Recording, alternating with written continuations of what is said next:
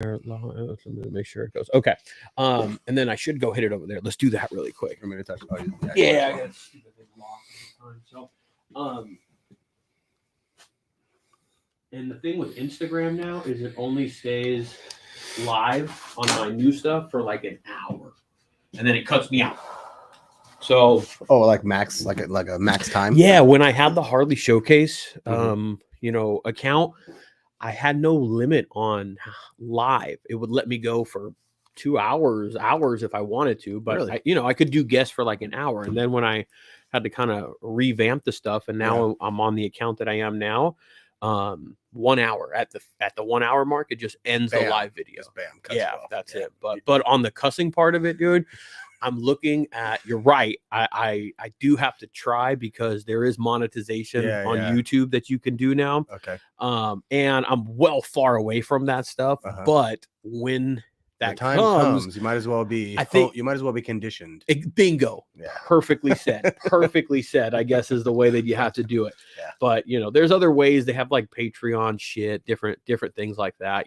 So, but this has turned all way more into what I ever thought possible anyway. So it's pretty rad. Who knows where it's gonna end up anyway. Yeah, man. So I mean, you got what seems to be a simple but a nice little setup going on right here. Yeah, dude. It's like literally, I was thinking about it today when I was setting this up. I literally have to set this up every single time someone come and does it. I'm not like a studio, I do feel like a dick for putting my beer right here, though, man. It feels, why?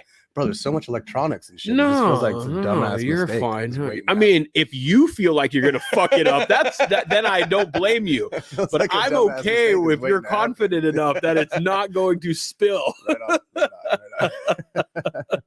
Shit. Well, I know I should take that into consideration myself, but dude, Bill, you know what I was actually thinking today? I was thinking, oh, that's right, Bill's coming down tonight. It's Thursday. Fuck yeah. Yeah.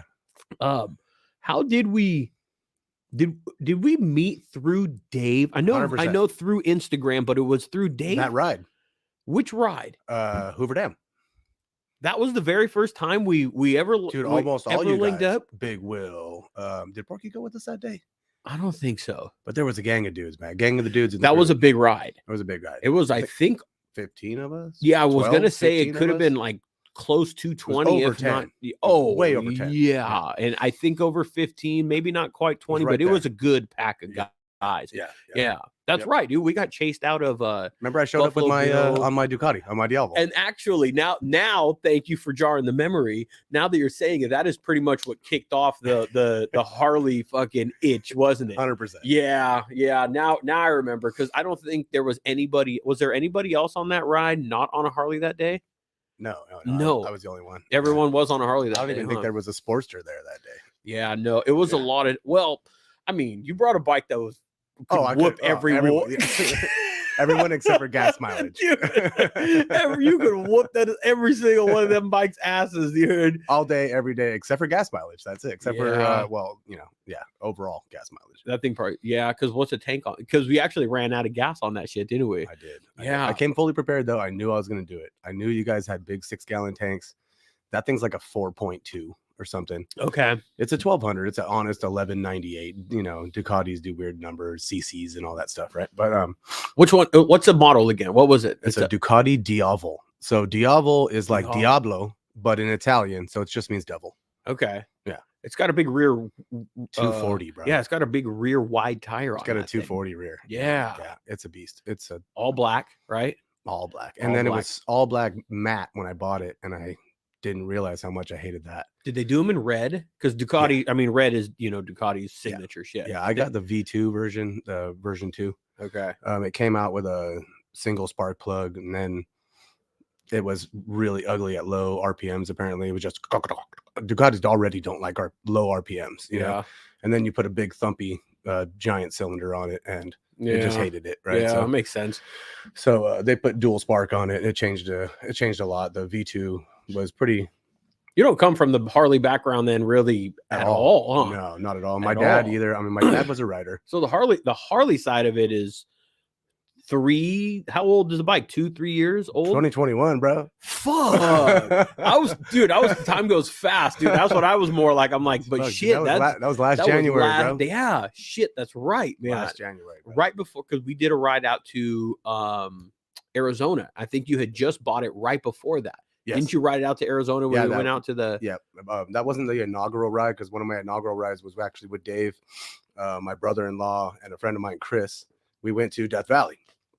And like I was telling you, during the day, yeah, during the day, yeah. We'll get into that. Yeah, we did an overnighter, and like I was telling you, I needed like, I don't know what it was, like 250, 300 more miles or something like that, and we got all the way into Death Valley, and that mile click, because I'm pretty good about being an engine break-in and just like being a stickler for how it is, man. Yeah, you know, if you do that right, you're setting yourself on a path for success. Feel you? You know, if you do it the opposite way, it's just.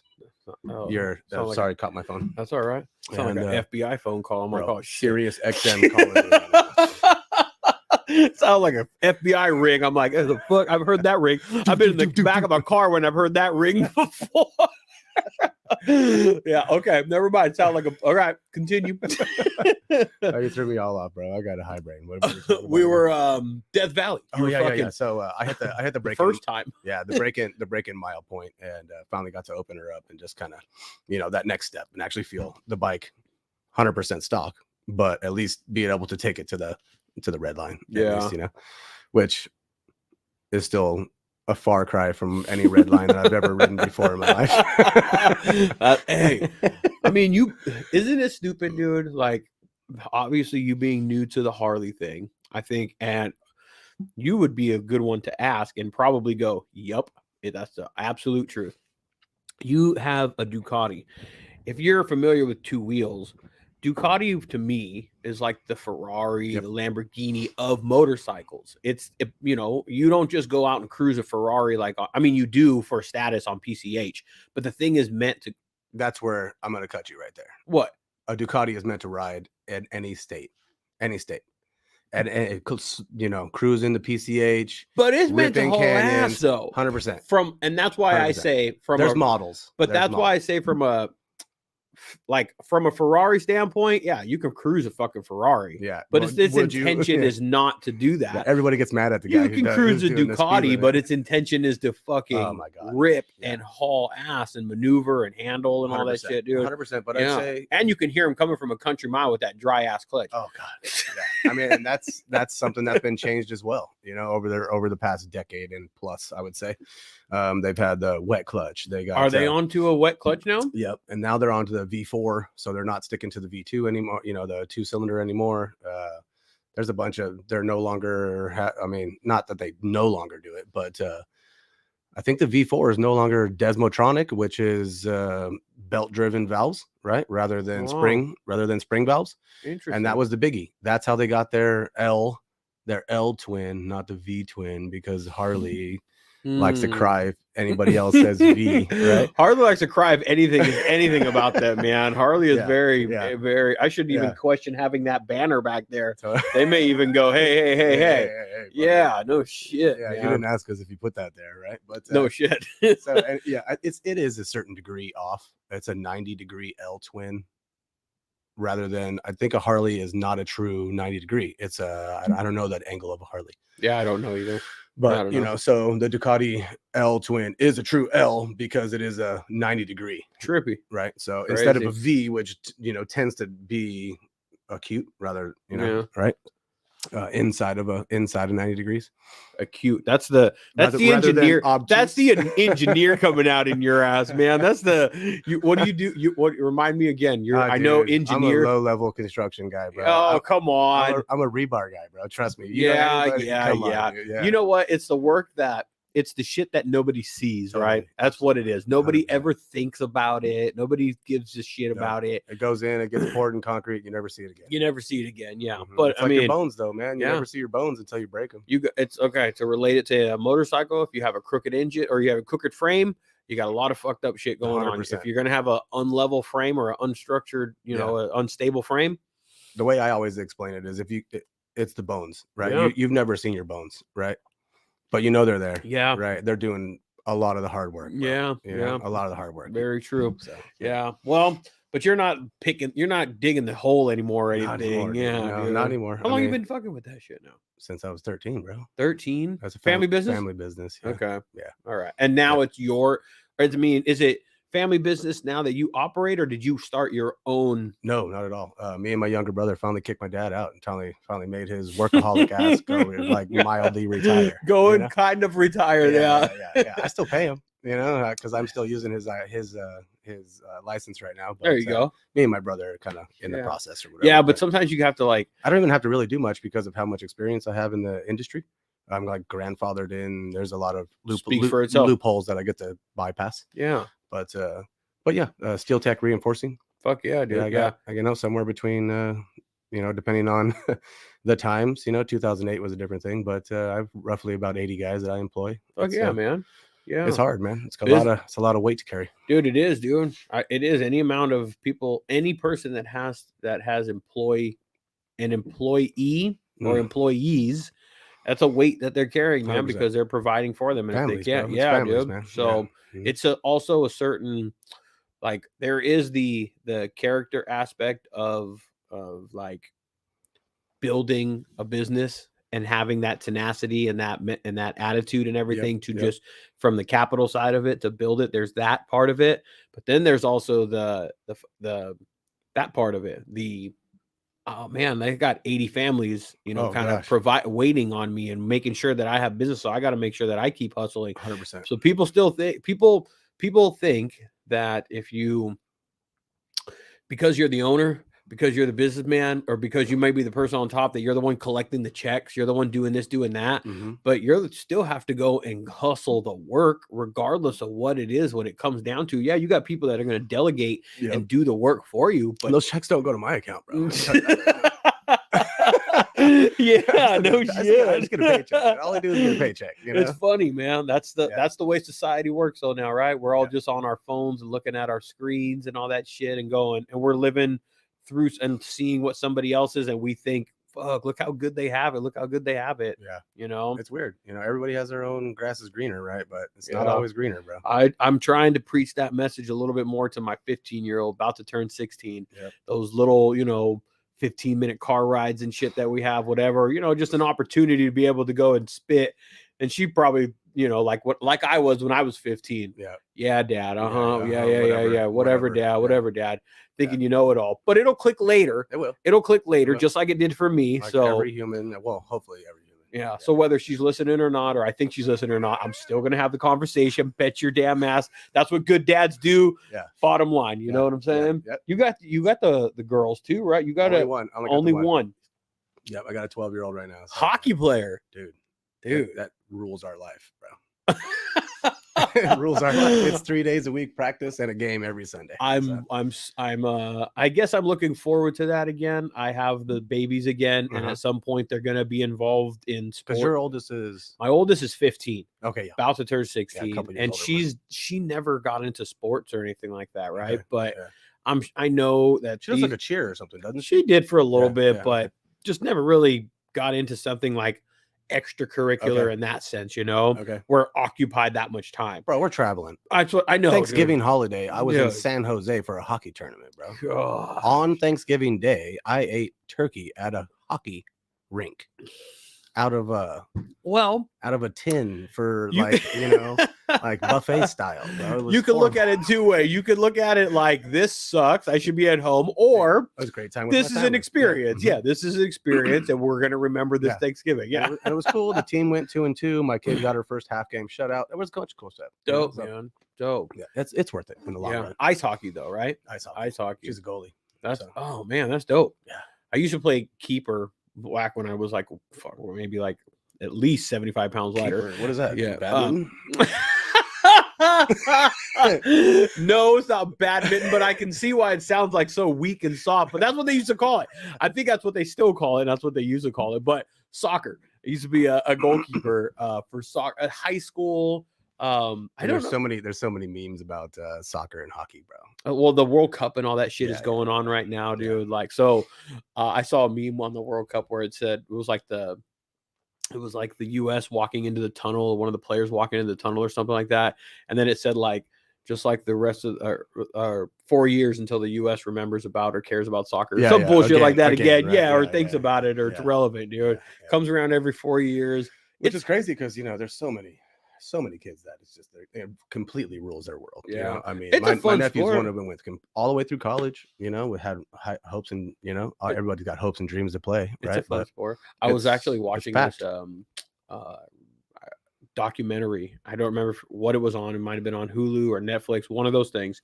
But it was a documentary on FIFA and the corruption of the shit. And like they're having the World Cup right now. And what is it? Oh, dude, but exposed. But this was like, this was full on like, oh yeah, they were exposed. For sure. Like that. I guess where they're even having like the where it's happening right now is the corruption. These guys paid them like to have it there, and like, oh, it was like big old thing, dude. Oh yeah, well, because FIFA's that worldwide stuff too, man. So that's like, I won't go. That's old European money people do that are just crazy. Right? So that was the whole thing, was that there was not like, that was the thing with this whole thing, is that they were saying that there's nobody to govern FIFA. They're their own organization. Who are they? You know, they're their own board. They are their own this. They are own that. There's nobody governing it. It's not outsiders that are this or that. It was formed a long ass time ago, and then it became this. Yeah. So, anyways, it was a trip, dude, to fucking see that shit. Right on. There's corruption every fucking way, everywhere. That's terrible. It really is. Yeah. So, anyways, man. Hey, dude, this fucking ride. Yep. I don't even know how it. Well, I do remember how it kind of transpired. I was talking to Ramble from Ride 1K in a Day. And then shortly after, he released the new patch. And then I said, hey, I saw the patch and I said, 2023 is the year I'm going to kick this off. I'm going to kick this off, and I'm going to start collecting my patches annually. I missed a year. I did do one in 2020. But I said this was a year.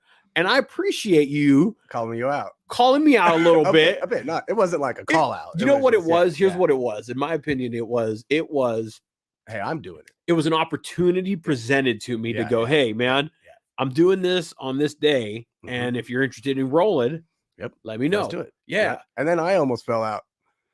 Yeah. Like, you know, like you knew at the last minute, my wife gets called for jury duty. What the bullshit is that? And she was trying her best. She didn't want to be there, bro. Like any, you know, blue-blooded American, nobody wants to do jury duty, right? I would like to get on one time, like a cool one, just to say that I was like on one and I went through the whole thing. She was almost there too, bro. She said it was like a domestic abuse or whatever. But so not scandalous.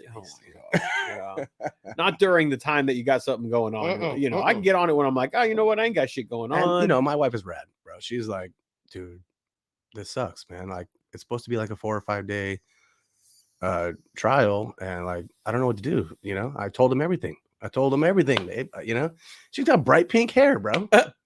You know what I mean? Like, she walked in with a sleeve. She's got sleeve. You know what I mean? Like, they let her go. You know, and the ride ended up, because you were calling me like, bro, I don't know what's gonna happen. It wasn't Tuesday. The day before. It was 2 days before, right? 2 days before you were able to give the green light, right? It wasn't the day before. It wasn't the day before. So you almost had to kind of bail, and I was telling you, I'm like, you were like, I'm in it. I was like, well, I'm in it. I sucks, dude. Already. I'm like, I think I'm gonna do it. I'm with or without you, dude. I'm committed already. Yeah, you already had the route kind of like laid out, so I'm like, I'm in. Like, I already gave you gas stops and shit. Yeah, dude. So I was like, I'm down for this, man. So, but I'm glad it worked out. You know, 100%. The wife was able to, and I love doing that, dude. The mapping, I get on my computer, dude, Google Earth, and like, you know, and I start just doing it, you know. I wouldn't say I enjoy it. I know it's like a necessary evil. Yeah. Where you kind of, there's some roads that you can go willy-nilly and just know that you're going to, like, you can ride like the 101 for hours and you can find a gas. You don't have to worry about, am I going to find a stop? Well, the only thing we got to worry about is like the difference between us, right? Like, you got that big throttle body that just keeps drinking. And then you've only been really been doing a lot of like canyon riding. So you've been doing a lot of hot dogging around town. Yeah.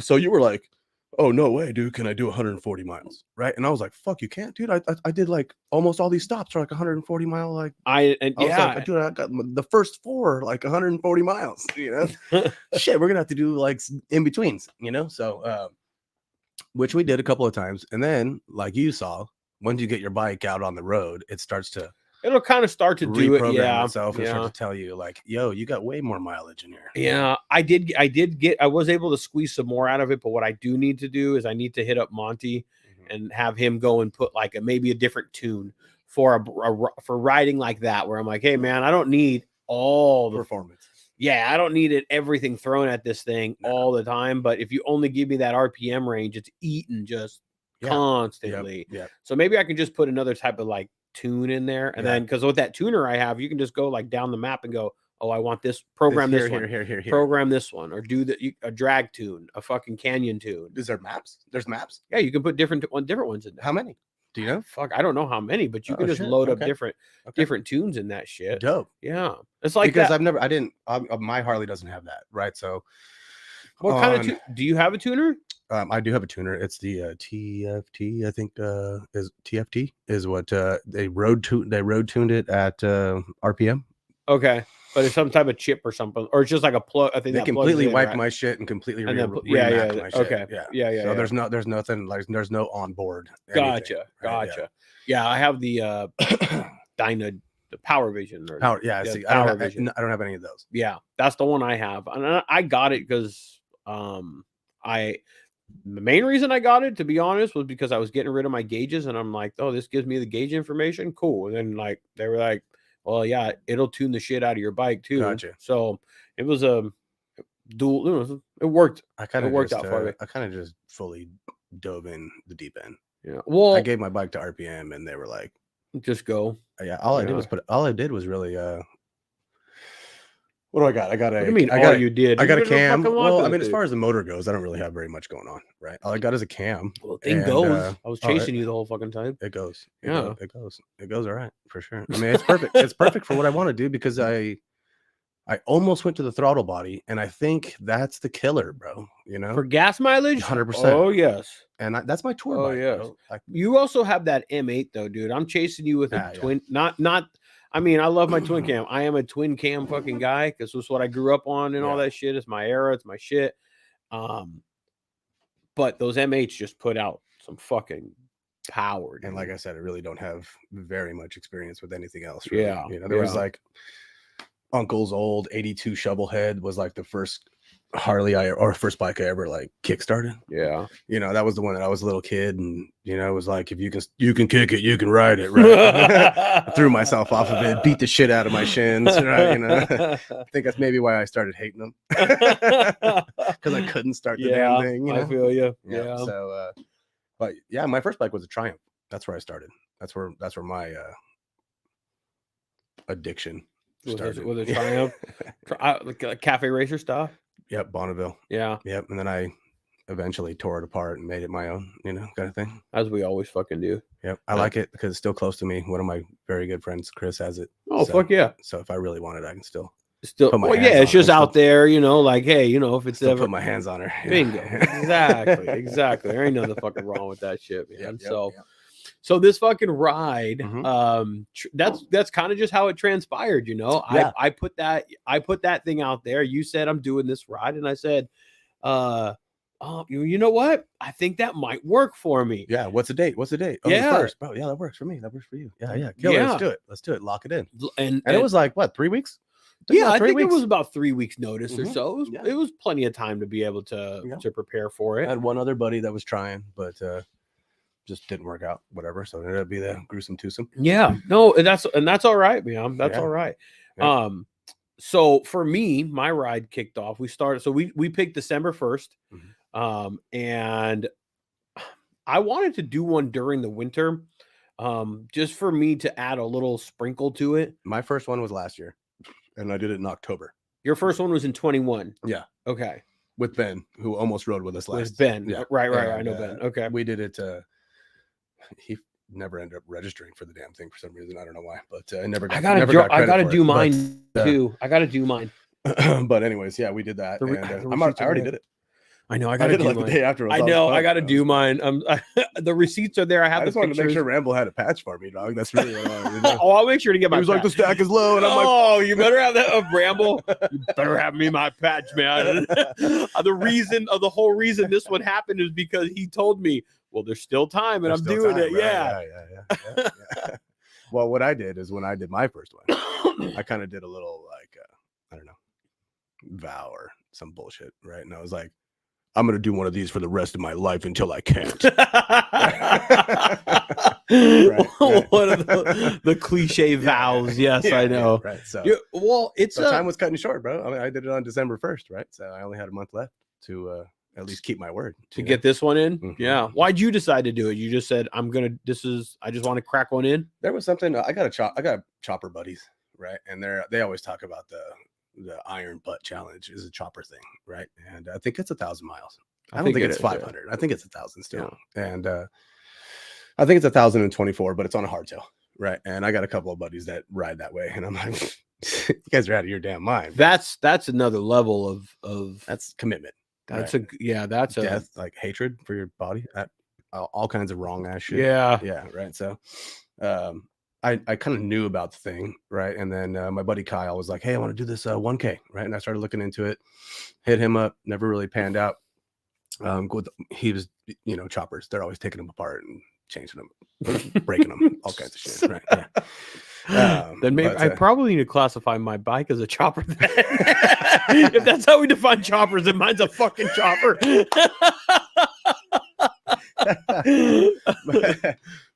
So Ben jumped on because he's got a reliable Triumph and shit, So yeah, so we jumped on. We did the Arizona trip. We ripped that one. I got caught in the rain. I was we had dreams of grandeur and being the fastest people ever and shit, you know what I mean? But yeah, I did it in like 16 hours or something, which is like 4 hours short of the the record. It's 12 hours. It's like under 12 now. It's like 11. Oh my god. Like 11:45 or something now, dude. And then if you sit back and you're like, if you're on the sidelines and haven't done one and like you're like, oh, I could beat that. 11:45 or 12 hours is like 85 miles an hour average, bro. Yeah. I mean, like, you can't do that, bro. Yeah. Yeah. No, dude. No, dude. You can't. I ride 110 miles an hour, right? If I can. We were going honest over 90, like 90 plus, right there. Yeah. Dude, the whole time. Every time we were driving, that's how fast we were going. No, I wasn't. I'm willing to admit it. I mean, Google has us tracked. Yeah, anyway, I know so. shit. No shit. Fuck, that's for real right there. That's some real shit. Yeah. So, anyways, but yeah, if you're on the sideline, you've never done one, and you see the times that people have done them in 12 hours, and you're thinking that's manageable, and you've never done one. That's full commitment, bro. And yeah, I would, having done two of them at this point, Mhm. I definitely know that I have a lot of opportunity to shave time off. Oh yeah. That I know. I was looking because I saw your time there. So we shaved time off of your original. Oh yeah. I added an hour and 5 minutes to my original time. Oh, you did? Yeah, you're slow. Yeah. My bad. It's okay. My bad. Just be better, Ray. Be better.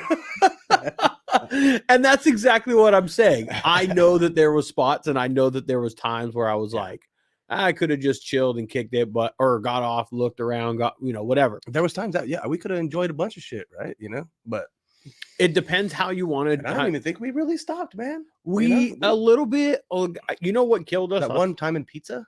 That's about it. In Tonopah or whatever. Yes, but you know what killed us? It was cold, dude. It was 38 degrees, bro. We needed some heat. Yeah, it was fucking cold up there. It was fucking cold. I think what killed me was my gas mileage. Yeah. There was a lot more gas stops having to put in place. So if you take into consideration, gotta get $1.50. Yeah. If you take into consideration that we were planning on stopping at $1.50, and that was about 10 gas stops in total. Yeah. And then I was having to stop sometimes at 90 just because the next gas stop was fucking too far for me to make it. So I had to stop. Yep. And then there's 10 minutes, 15 minutes. Yeah. So then when you add that up and you do that 4 or 5 times, and there's 10 minutes, 15 minutes, there's another hour. Yep. by the time that's just right there on the have to. Dude. Yep. 4 of those is an even hour. if you just do a 10-minute gas stop and you fucking pull up, or I mean, you could do a 5-minute gas stop, I guess. Fucking swipe your card, pull your thing up, stand up. It's tough though. But you want to when fucking you stop, you're like, oh, I'd really like to stretch my legs real quick. yeah. But nonetheless, be realistic. If you want to take a quick 10-minute gas stop, flip your lid up or something, fill your tank up and all that shit, you can. by the end of the day, it adds up. Yep. So definitely there's spots. You have to take those into consideration. Yes, there's spots and those definitely for me are the spots of recognition where I can definitely alleviate time. Yeah. The riding is really, you're going to go as fast on the ride as you're going to fucking ride. True. If you're going to do, some people push it and they're like willing to, risk it, right? Like, exactly. You can balls out. Other than that, I mean, speed limits are speed limits, cops are cops, canyons are canyons. Let's face it, right? Yep. Death Valley at night will slow you down. It's exactly. So there's different routes to take. You know what I'm saying? If you just take the and I 10, think if we did our route again, like you said, on the last gas stop or whatever, we should have done it the opposite direction. Well, imagine you just took the 10. Oh God! And you just took a straight line to do 1,000 miles. No. I mean, but how fast could you get it done versus doing the route that we took? Yeah. Yeah. You know what I'm saying? So with like zero intrigue or zero like anything to look at, or yeah, or like actually some turns. You know what I mean? Yeah, dude. Well, my shit started off very interesting. Actually, I left the house right here. I got gas. As soon as I got on the freeway, my shit died. I think I told you. Did I tell you when I got to the gas station? I mean, literally the same thing that happened to us like 2 or 3 times on the road, right? On the fucking 1 mile off of this thing, my fucking bike did its stupid thing. I knew how to fix it, so I got back on the road. Didn't happen again. And then I go and meet you. We met up in that morning part for me, man. I was you had the big leg. You had the big leg. You had like $1.20 for the morning, right? Yeah, I had $1.20 for the morning, and I made that whole leg without filling up on gas. Yeah, but you were like, dude, $1.20. I had it was telling me like 8 miles. It was telling me it was pretty damn low. Yeah, so I was like, shit. Okay, maybe he can't do 100. And I wasn't fucking even like hauling ass like we were in the morning. Yeah, for sure. Yeah. So, but that morning part for me was a little chilly, man. Dude, I layered up. I was telling my buddy, dude, what I don't even remember. A couple people have messaged me. I've talked to them, and they were asking me what I wore. Everything, dude. You want to give your rundown of what you wore? Sure. Like, I mean, legs. I actually decided not to wear a couple of things, which was really stupid for some reason. Did you regretted it? Yeah. Okay. I have electric gear. Oh, those. Okay. I don't have like this whole bodysuit or whatever, but I have these over socks. Okay, that go up to just over your calf, and they have a couple of wires, so that you have to wear a sock. You can't wear them without socks, right? So, and that's the kicker, because it's another thickness. Right. So it depends on whether you're willing to deal with that thickness in your boot. Right. Yep. And I was like, I want to wear the waterproof, because I kind of had the feeling we were going to get wet, and my waterproofs are already a little tight. You know what I mean? Because they have that extra membrane in them or whatever. Right. So I was like, shit. So I opted out of the socks. And then for some reason I decided to opt out of the gloves like a dumbass. To a certain degree, I do like my hands minorly cold. I was telling you that, right? Yeah, I was tripping out on the gloves that you decided to wear, because I was those 100%, bro. I love them, and they kept you warm. I love those things, dude. But did they keep you warm? To my level of liking, okay, which is not numb and just barely cold, because I'd rather have my hands cold than hot, because then I'll be sweaty, and then once you get sweaty, you get really cold. Right, so that's like you kind of got to know yourself a little bit too, that's true. But fuck, I can't stand, like, even though I did have 2 layers. There was I had like a liner, like a little thin liner on, and then those 100 briskers. Yeah, and then I brought the 100 hydro briskers for when it rained. Am I also, though? Do you have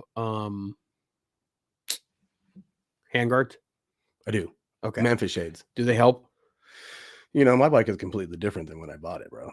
The first 1K I actually did on my stock Harley with the little mini fairing, and I can't tell you right now whether I had my handguards on or not for the first one, But that mini fairing is totally different than the Dominator. I mean, that changed the game, right? So fuck yeah, it's like a roguelike fairing after that, dude. mean, You're like, much. that's like that's a full size fairing. Pretty much. Yeah. The only thing I didn't do was the lowers, which I'm still glad I didn't, because I don't want those. Well, I still live in California, man. It's like 95% of our riding year is hot. Yeah. I don't want the lowers. I just don't need them. No. But they're a good look. They are a look it's a great too. look. It's a great look. It's not my look. Yeah. Whatever. Right? Yeah. To each their own. But yeah, so back to the gear. I did have like 3 or 4 layers on the legs. I opted out of my jeans that day, which I was really cool. Because no jeans. Jeans suck, bro. They kind of bind you. Whatever. Yeah. I mean, if you're gonna be comfortable, I almost wore sweatpants, bro. But instead, I wore my the hockey pants. I wear CCMs. They're you know what? I should have fucking. Why didn't I could have wore sweatpants? Totally right. Because you're never gonna come out of your like. I just feel like the sweatbands wouldn't have cut the wind enough. That's what you think. I was in the back of your mind was like, if I take my rain gear off, I'm gonna be caught in sweatpants. That's what your mind. I don't give a fuck about that. No. Not that you give a fuck about it. You're just going to be in sweatpants on your bike after that, right? Like, is that going to work? I don't know. I don't care about that. I just want to cut the wind. I don't care what I wear to fucking cut the wind and not be cold. Because really, there's a micro layer that cuts my wind. It's the rain pants that cut the wind. I mean, you could wear those chaps. You could do all kinds of shit. Chaps cut the wind, but leather gets cold. Yeah, leather absorbs like the cold. Cold. Yeah, it gets frozen. Yeah, right, and it goes right through you. Yeah, right? Eventually the cold passes through. It's not the wind; it's the cold that passes through leather. Bingo. Right? Yeah. So you might as well just bypass that and get warm. So I got electric, right? So, so it's stupid easy, bro. It's a lead. It's a lead. I know you showed me. It does look easy. Hold on, it does look nice. Yeah, let me hold on. Let me plug my shit in real fast. I know it wasn't a hold on. It wasn't a hold on. No, it wasn't a hold on. I'm sorry. I threw the hold on. You're right. Thank you for correcting me. I appreciate it. I like the call out. I like when people hold accountability to me. Thank you. It doesn't take very long, bro. It's like flip, right? I'm done. I'm good. Push the button once. I can high, medium, low, man. My is kicking it, right? So maybe I will graduate, or I will. That saves you from being a starfish, bro. Is all I'm saying. We all know the starfish, right? Okay. The Christmas story. Yes, I all puffed out and stuff. Yeah. Well, did I? Nah, you were almost there though. Okay, you know you were. Too. Okay, I was, but a little bit. When you're like 6-7 layers deep, bro, you're approaching starfish. I don't care about anything. Yeah, I guess that's true. I guess that's true. But I wasn't uncomfortable. I guess on the ride. Meaning to say that which is 100% key. If you're gonna do a 1K ride in the winter and you're gonna put layers on, you cannot cut off your circulation to your legs or arms. Yeah, you got to be comfortable. You got to be warm, right? But you can't be uncomfortable. Yeah, you can't kill yourself out there. And so that's why like heated gear does make sense because it's a layer that is heating you. For God's sakes, you're gonna, Oh, I know what card I'm pulling. Yeah, the comfort part. Yeah. No, dude, trust me. There's things that I've made in my strides I've made in my riding career. Yeah. For example, recently the most recent purchase would be the modular helmet. Oh, okay. That's the step I've made in my riding career. Yep. I don't care. Towards comfort and like ease of use. I don't care. Just like I know what it is. This is what I want. Don't care what people say. Don't care what people think. Don't care what people feel. It's bad. I now, the only thing I regret not buying one a long ass time ago because I'm like, why didn't I buy this? Why didn't I have this that long ago? I'm still fighting that one. It's a dude. I don't know why, but I am. I dumped the money for the shoey, whatever, I ride the Shoei. I ride Shoei. RF14. Oh yeah. See, I got basically that in the modular version. The only thing that I don't like about the modular, and here I don't mean to cut you, but I love my transition shield. Okay. Oh, that one has a transition. 100%. It is the greatest thing since sliced bread, bro. I agree. Does that not have a drop down? There's no taking fucking visors. But does that have a drop down? No, and that's what I like about it as well. Okay. It's like, oh, sorry, and those things suck. I don't care. I don't. Hey, listen, suck, bro. Listen. I guess this is in addition to my I don't give a fuck in my old age. The drop down serves its purpose. I'm looking for shade. The newer ones are better. They do come down lower. Like the first generations of them, they didn't come down far enough. They cut you like mid-eye, and they were ridiculous, right? I tried a lot of them on, but they've learned over the years. So that one, I was looking as when you had it down, and it does look like it comes really close to your cheeks. And it comes down. Yeah. I don't know the first one, but at the same time, I'm like, I don't give a fuck. It's serving its purpose. Yeah. What do you like? You're gonna see me for how long as I fucking fly by you? Like, yeah. You know? But then again, it's still. Then you got 2 lenses. They don't. So Right, how come they don't make a transition for my? Because mine? you have the drop down. Gives a fuck.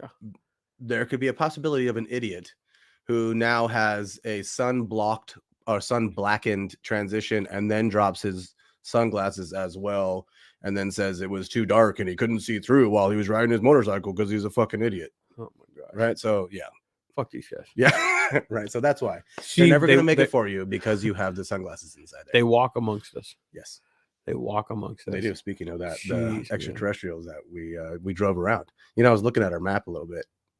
It completely surrounds Area 51. You try to look. We went around it basically. 100%. Dude, so we went. Okay, so back to that. We went to. So we met in. I left my house in Ventura, and then I rode out to you in Victorville. Mhm. This is basically where we met. At Death Valley Harley Davidson. Death Valley Harley Davidson is where we met. Yep. And that was I got there. I got there earlier than I told you because I did end up leaving here later. Yeah, a couple minutes. Yeah. Yeah. But I got here. I left here much later, and especially with that crap that happened down the way with my bike fucking turning off. Yeah. So I ended up leaving much later than I anticipated, which is why I text you. I'm like, hey, like 6:30. Yeah. Because and it I was already raring to go though. So but I was surprised. I think I got there around 6:10, 6:15. I think you're right there. 6:15. Yeah, I got there a little bit earlier than I shot it. So but yeah, dude, gassed up really quick. We took off, and then fuck, what was it? 5 miles? 5 miles into this shit, my bike did that bullshit. It was so weird. My bike, dude, it was like on the 15 still before. Oh, it was it was before the 40. We had just totally fucking, right. We had just kicked off, right? Yeah, we were just a few miles down the road. I was just getting in my groove, dude. I was like, I just found the podcast. I was like, oh yeah, that's the podcast I'm gonna get soaked into right now. You just cut off. It wasn't even bop, dude. It was so weird. This has never happened. And fuck, that's why he said, well, my bike must be a chopper because fucking shit, you know. I was looking at you and I'm like, what are you talking? Everything's on. What are you talking? You were like, it was fucking dead. What? No throttle. It was just like idle. It was just sitting idle. And then until you would like no throttle hit it, you just pin it full throttle and no rev, nothing. Yeah. So I just unplugged the little fucking connector to the throttle body and then turned it back on and it ran and it went. Did it do it one more time? We did it one more time. I feel like it did it one more time. We went like maybe a half a mile. And then it did again, because you did a fat wrap, right? And you said, when I wrap it, it's when it does it. Right? Oh, that's right. That's right. You wanted to, you were probably testing it to a certain I was kind of fucking with it a little bit. We got into the desert, right? Yeah. Right? So it did do it again. And honestly, dude, when we was like, I know. I was when it did, dude. Trust me. When the second one happened, I kind of went, okay, I need to make a decision, and I need to think about this stuff. How far? But I also knew that I was just into it. I could go a little bit further. We weren't even to fucking Barstow, for God's sake. I'm like, we weren't even to the 40. Nothing. We were to nothing. So I was like, you know what? I'm this far away from home. What's Barstow from here to home now at this point? So I was like, I'm gonna keep going. And then nothing happened after that. All of a sudden it just moved out. We stopped doing the bullshit too, you know, like coming off of the kind of just found a speed, you know. Just get it. And now we're in the travel mode now. Yeah. So yeah, but I don't think it was the whole rest of the trip. Not one more time, right? One more time.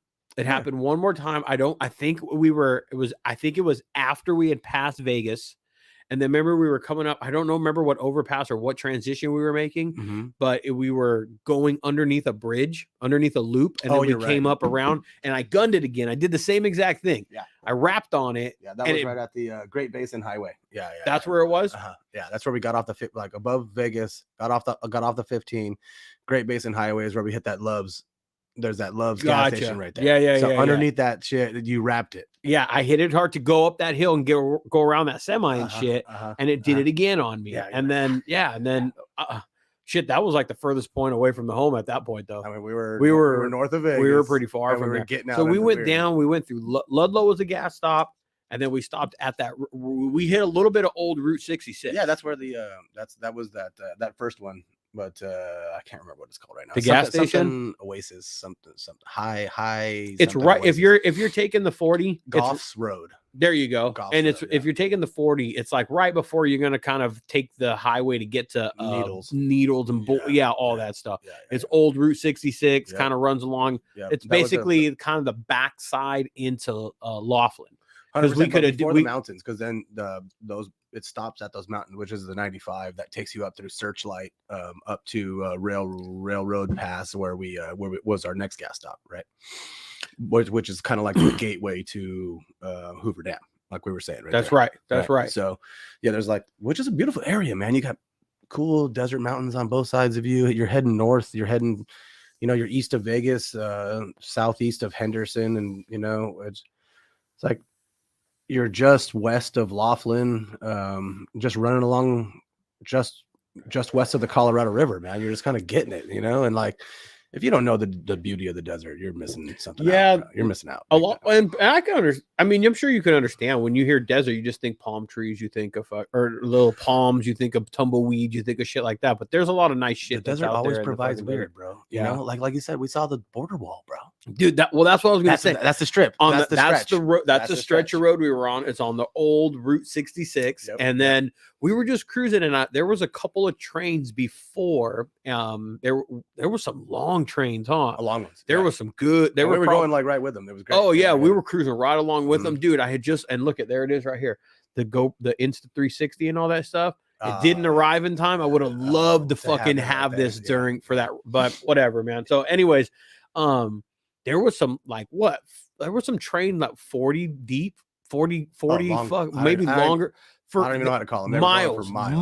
Yeah. And do you know what I tripped out on, dude? Was that when it got to the end, one of them only had one engine pushing that whole damn thing, dude. It wasn't like a series of 4 or 5 engines that were pushing that bitch. I don't recall that, dude. I remember thinking, I want to see what the hell it is that's pushing. That old boy was putting it down, huh?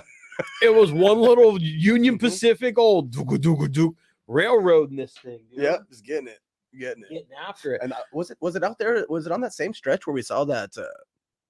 Where was the overturned? The semi? Was it on that same stretch?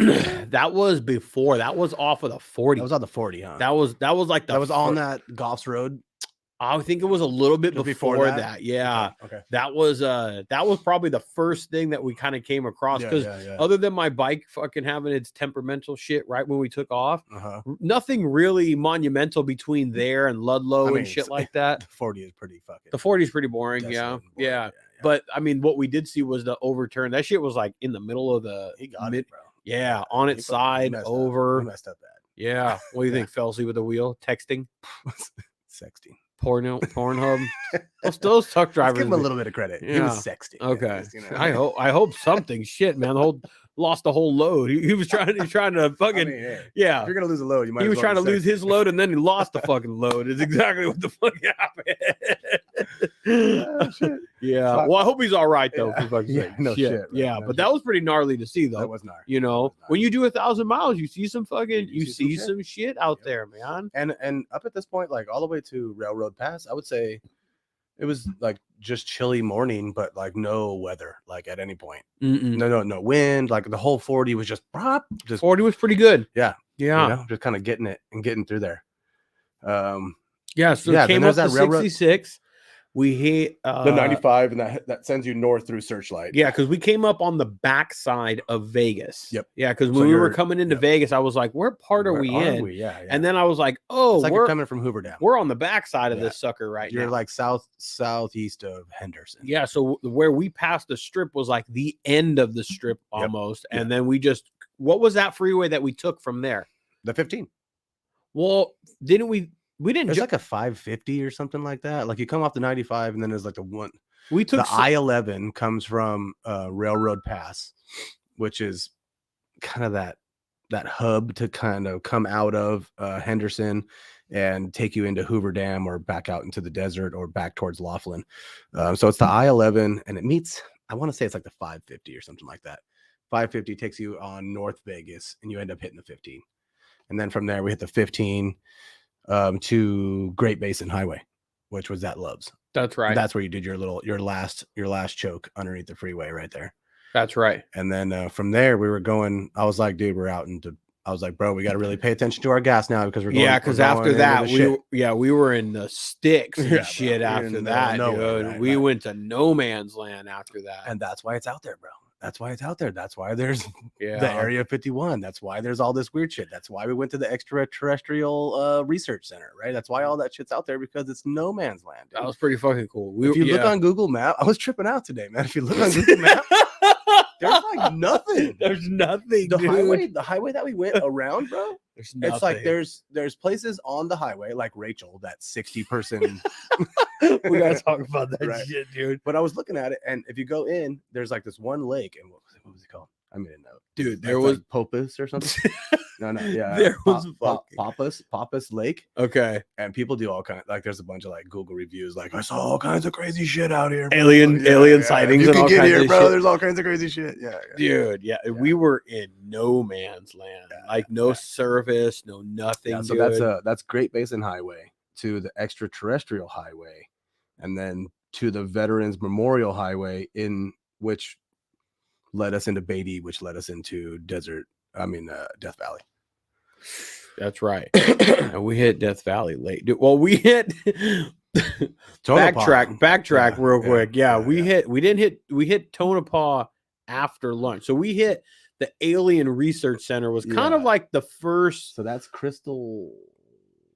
That was it started with an H or something. No, that's Crystal Springs. Oh, it's Hiko. Hiko. That's kind of like the county right there. Or that's like the area. It's weird because if you look on the map, there's Ash Springs, there's Alamo,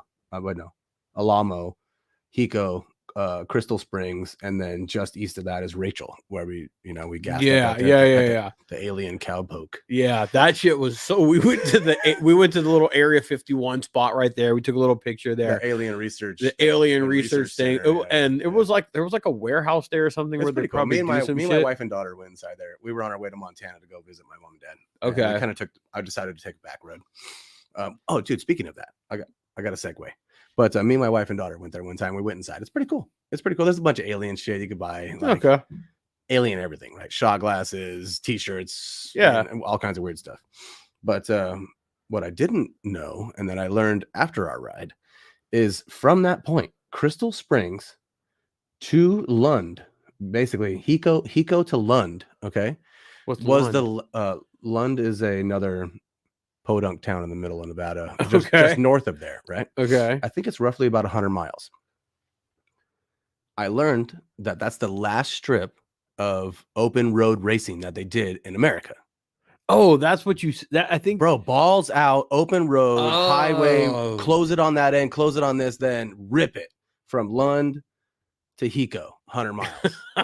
And we were like just underneath that, bro. When do they do that?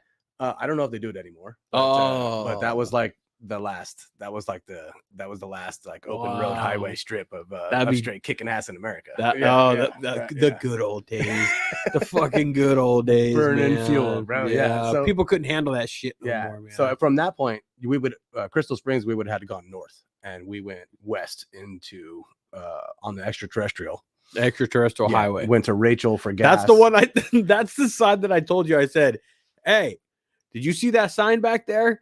And you said, "Yeah." I said, "It said no gas for 150 miles." I was like, "There's one, bro." And we were already like 10 miles. It said Rachel, 48 miles. And right? we were already like 10 miles in, 10, 15 miles from where we last got gas. I did my research, bro, and I was like, Mofk, you better be open in Rachel, bro. Dude. Yeah. And then we get there, and it was like, probably the most state-of-the-art pumps I've ever been to. Yeah, it was actually they probably just installed these fucking pumps. Yeah, but they were like, what? It was only like two of them. The two of them. It was like two brand new pumps on brand new concrete pads, like state-of-the-art, internet, all that shit. Yep. But it was like fucking the most just small. I mean, you want to talk like if you've never been outside of just. You don't understand. Have you watched Hills Have Eyes? That's kind of close, right? Okay, 60 people. Yeah, 60 people was the population was the town's population of what it was. Yeah, and we chatted these people up a little bit. They were cool. They were chill. Yeah. They were chill. At first, they were kind of a little bit like, hey, get your gas and get the fuck out of here. Yeah. A little bit, because they know you're only stopping there for gas. You ain't there for anything but gas. To make fun of them, maybe a little bit, yeah. I'm sure that I'm sure they got to know that they got to get a little bit of like razz from people. Dude. I wouldn't say, I mean, I'm not calling it razz. I mean, I'm not giving them razz. I'm not giving them shit. You know, you white people call it razz, man. Fucking razzmatazz. I'm not giving them shit. I'm just so it hits my curious funny bone, you know, where I'm like, what makes you tick, right? Yeah, I gotta ask, like, what is it? What, like, I'm looking around going. But then you ask homeboy, right? And he's like, I'm from Idaho. The dude was from somewhere that was civil. Like it was a place. I forgot he's what. From Podunk, Idaho, somewhere. He was No. But well, yeah, he was like some corn-fed guy who ain't. You know, he grew up in a small town anyway. Yeah. I like it out here. I guess, yeah, that's true too. Right. But it was 60 people. He's and like, girl was like, I've been here for like 4 years. It's chill. Yeah. I'm like, okay. I just don't know what you do out there. Like you just get whatever you want. It's probably why people go out there, right? Because people don't tell you what to do. Or you're like an alien person and you want to like, you know. No, I don't think it's that. I think it was more of, I think you probably, you know, you're onto it right there. You're like, you want to be just left the fuck alone. No, I'm not a city guy. You want to do whatever the fuck you want. You don't want to be, you know. Yeah. But on the contrary, this chick was on a laptop, fucking on the internet and shit. I think looking at YouTube videos and shit. Like she was like doing her like any other person that you know. Yeah. So I don't know, man. Yeah. But it was like they were not like they were like, you know, toothless and you no, couldn't understand them and weird. No, and, we know, covered like, we chatted up with them for people. like 10 minutes and shit, you know. Yeah. They were it was for me, it was interesting. I'm like, hey, how many times am I going to come across a town where there's like 60 people? I was kind of chuckling at you. Yeah. I felt like I just met like 5%. You were really intrigued. I was like, I just met 5% of the fucking population in this fucking bitch right now, dude. Like, yeah. Well, you remember when we went to, where were we? Where? Which one? Idaho? No, where were we? Oh, yeah. That night, you mean? Yeah. Do you remember how it was Idaho? Okay, what was the name of that town, by the way? I damn it. I know we had stopped by the falls, so we were in but it was hours. But we were way past that. Why do I feel like it was so close to it? No, we were way past the falls from where we stayed. The Shoshone Falls on the Snake River. That's right. Yeah. We saw that, and then we rode. Remember, we rode like 2.5 hours after that. Oh gosh, I feel like it was. I felt like it was only maybe like in my mind. I felt it was like 45 minutes or something. I might have it saved, but. No, it was just like that fucking night, dude. Wherever it was that we stayed that night, they were just as intrigued with me as I was with the alien people that were living in Rachel, Nevada. Yeah, a fucking population 60. Like, I don't know, dude. Like, I could get down with it if I have maybe no family and nothing going on or anything like that. I don't know. Yeah, it seems very. I don't have it saved, but it was Middle America, Idaho, dude. It was south of Boise, west of Mountain Home. That lady was fucking. That was a fun town, bro. Remember, we thought this was going to be boring as shit, right? And that was probably one of the best parts. It was probably one of the best nights. It was probably one of the best nights out on that trip. That was, you know, just like good old. Remember, we had like wood fire pizza. There was a band. There was a live band. Dude. Yeah, I got called. No. You weren't called it. No, directly. The guy on the farm, the guy who worked the farm was. That's what he said. You can say it. It's all right. I'm not. I mean, you don't have to say it. Obviously, it slid. Off. Wetback slid off this guy's fucking mouth like it never. It was like your guys' fucking look, dude. Your guys' fucking. I was ready to throw down with you, bro. I was ready to throw. Let's go. Let's beat these white boys up. Let's do it. Let's get down. All you guys looked fucking immediately at me. You just look at me. You're like, did you hear it? What are we doing? What's the call? What's the call, Ray? Dude. What's the call? Yeah, let's do it. Hey, but it was no. I don't know. I mean, his wife was flirting with you, so who cares? Dude, I mean, there was absolutely zero that went down. It was just a very weird. They had never seen or it had been a long time since they had seen a Mexican. Well, a Mexican, but they had never known a Southern California Mexican. There you go. That's probably the little twist in it. Yeah, they're like, hey, we never seen no motorcycle Mexican. Yeah, we never seen one of those. We yeah. Oh, there you exist? Huh? Yeah. But that was fun. Yeah. That's how It was a fun night. that is the type of shit that you only see kind of when you go when you go and travel on a motorcycle and you go and you fucking do miles and shit like that. Try new towns. When you run into these new fucking towns and shit, dude, then you run into some oddball shit, you know? 100%, Yeah. 100%. So Rachel was fucking fun. That with that little, and then we went to Tonopah. So that was our big stretch. That was actually our longest stretch where I'm like, okay, let's play it cool too, because I didn't want to run you out of fuel, because that was 120 plus miles From Rachel to Tonopah. Yeah. And that was the one that I didn't know anything except for from Rachel. Because remember, Rachel was like you better have gas. You better be there, bro. Right. So yeah, right. Because remember, it was like, yeah. So how did you confirm? How did you confirm Rachel? By the way, did you do a Google map, a Google image, or something? Oh yeah, I fully roll. Yeah. I zoom in. I'll even press directions and then check their open schedule and shit. I mean, bro, you can't be in the middle of nowhere on motorcycles and not have gas, bro. This is true. This is very true. But from Rachel to Tonopah was only like 90 miles or something. Remember? Because it was like 149 to Rachel and then 150 to Tonopah, right? Mm-hmm. So it was like 91 miles or something. So we knew that wasn't really like a death stretch, but I knew that there was no gas between here and there. But that's where it actually started to drop off on us, and we started that was our coldest rip, 100%. Yeah, it started to get chilly, and from there I was like, right there. Fuck, dude, Death Valley is gonna be a nightmare. Yeah, and what time was that? Because it was already like 2.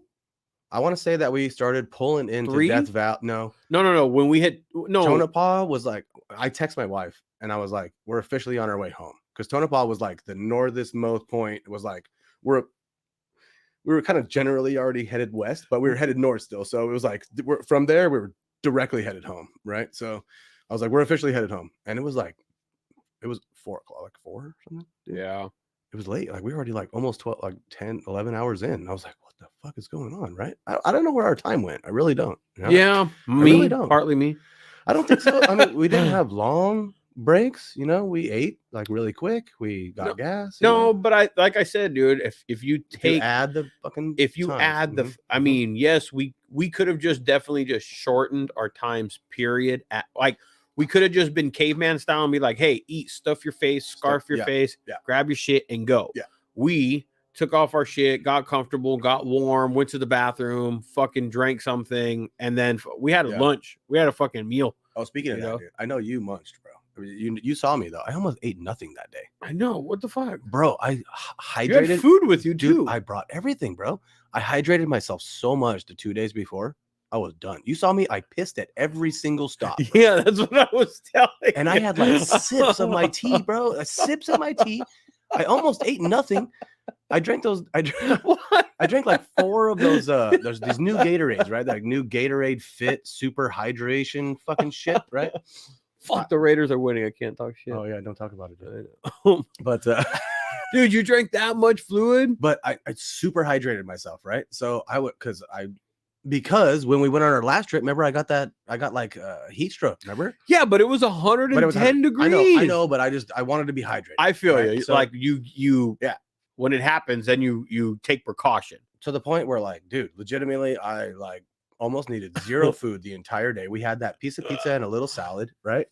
I brought food, bro. I didn't eat any of it except for the little morning muffin like that I had. The only reason I bought the pizza was because I wanted to go and kick it in the guy's warm place. Shit. I wanted to fucking kick it in. And it was it was the Indians fucking cooking the pizza, dude. It was the most random ass fucking pizza joint. And it seems like a pretty cool town though, that Tonopah. I feel like I could have like a weekend there. Yeah, it looked cool. Like you could have a weekend. It was like a mining, like 100%. A mining town. There was like, like I saw 3, 4. That was Nevada. Nevada. Nevada, we're still in Nevada. Tonopah, Nevada. Yeah. Tonopah, Nevada. And I feel like you could have a pretty cool weekend there, dude. Especially if you were like into like maybe going to take hikes and shit like that, like out of Tonopah. Yeah, I remember it had that. Isn't that the place that had the rail? Yeah, the rail station. Yeah, they had like this cool rail hotels. Yeah, they had some like old, like that little downtown area was 100%. Really dope. It seemed pretty dope. I'm so bummed that fucking camera showed up late, dude. Yeah, I'm like, I would have had so much cool shit, but fuck. Till the next one. So Tonopah. The route was to go to Beatty from there and hit gas, and Beatty is like a gate to Death Valley, Beatty, Nevada. And so we gassed up there. You wanted to originally on the map, we were going to go to that Eddie World one. And I was like, you know what? The Arco is like 2 miles further. Let's just go there. Because legitimately, I didn't know. And we didn't do it. We didn't do any gas from there all the way to that Olancha, right? Which was like another 100 and almost 30-mile stretch through Death Valley. And then all the way to Olancha. We made that long stretch right there. That was the longest rip we actually did. Yeah, but we were cruising. And I was hoping there's a gas station somewhere along that way that I went to before with on our last Death Valley trip. And we didn't hit it, and we went through and made it, so it was cool. But dude, the Death Valley thing, so Beatty and then into Death Valley, right? So there's about 8 miles out of Tohana. What was the name? Tonopah. From Tonopah, we left there around 3:30, 4 o'clock, almost 4 o'clock. Yeah. And so we only had at that point, you only got about an hour of daylight left. And we're like 600 plus miles in. Yeah, we're about 600 miles in. That's right. I think I posted to my Instagram around that time. Yeah. So I already know. I'm like, shit, we only have an hour of daylight left. Oh yeah. So, you know, and we're just over halfway, so we're gonna have a lot of dark to drive. Yeah. And it didn't, I knew that, but I don't know why, man. The winter comes around quick, dude. But it didn't but it didn't dawn on me too much, to be honest with you, at all leading up to the ride, even at 4 o'clock. But at about 5 o'clock, it did. It didn't dawn on me that we were going to be riding that area at night. Not me at all. At all. I don't think that was the plan. No, I thought for sure we would be. I was thinking, but winter 395 was going to be the dark. Olancha we were going to be like at the 4 o'clock, 4:30 dark situation, right? We're going to be out of Death Valley. And we were an hour and a half at least off. So, but dude, yeah. So coming out of Beatty, and then you got that it's like 6 to 8 miles or something until you actually get to the gate of Death Valley. But there's like a little canyon, and then you come up a hill. And as we were cresting that hill, that car was coming down with its flashers on and its headlights on, obliterated, bro. Dude, I don't know how that car was running. That shit. And homie was like hanging out the window. Dude, remember he was hanging out the fucking window, getting all crazy. I was like, what the fuck? I was like, I'm not stopping for this guy. What are a couple of motorcycle dicks gonna do for you, bro? I was thinking the same thing. Good, because I hate that feeling. But I'm like, what am I gonna do on my motorcycle, bro? I can't help you. I was looking at that. Your car's running. Just get over there, dog. Right, that was one of the fucking most gnarliest fucking. Dude, his car was obliterated, bro.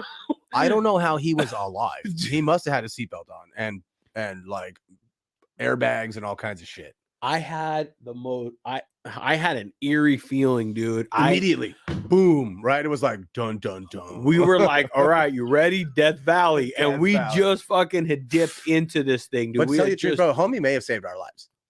Because we were I don't want to say we were getting it, but we were clipping, It was before we slowed down, it was, right? So it was before we were like, oh fuck. Like, no, I was already kind of like feeling it. Yeah, I was already like, you know what? I was clipping up the hill.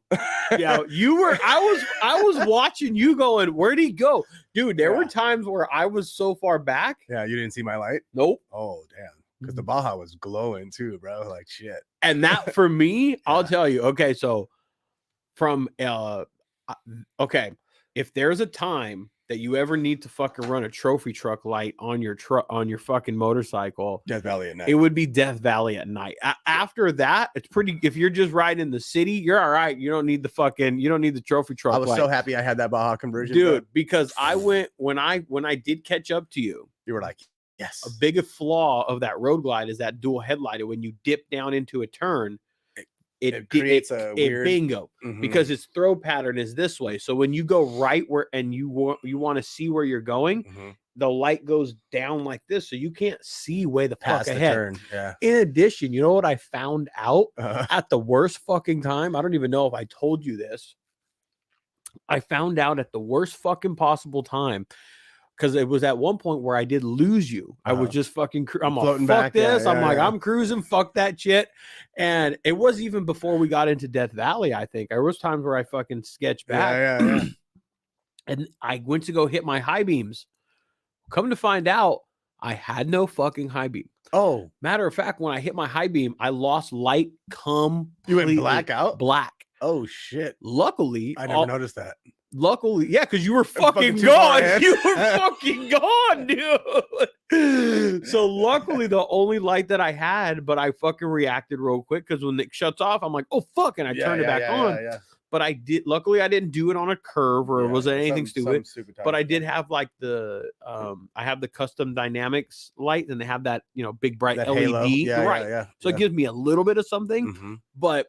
Yeah, no fucking high beams for me to turn on. You were like, that slow shit. down, Bill. I want to catch up. Something cares. Yeah. I was like, hey, fuck that shit, Bill. I'm cruising, dude. It was sketch, dude. It was fucking sketch. It was. But that shit, that car, dude, when we turned right on that road, when we turned right, we're like, we stopped at that crossroad. Remember, we came and we had to come to a stop. Yeah. Well, before that though, we didn't even mention the fucking donkey in the road, right? So dude, we seen the car who was blasted, right?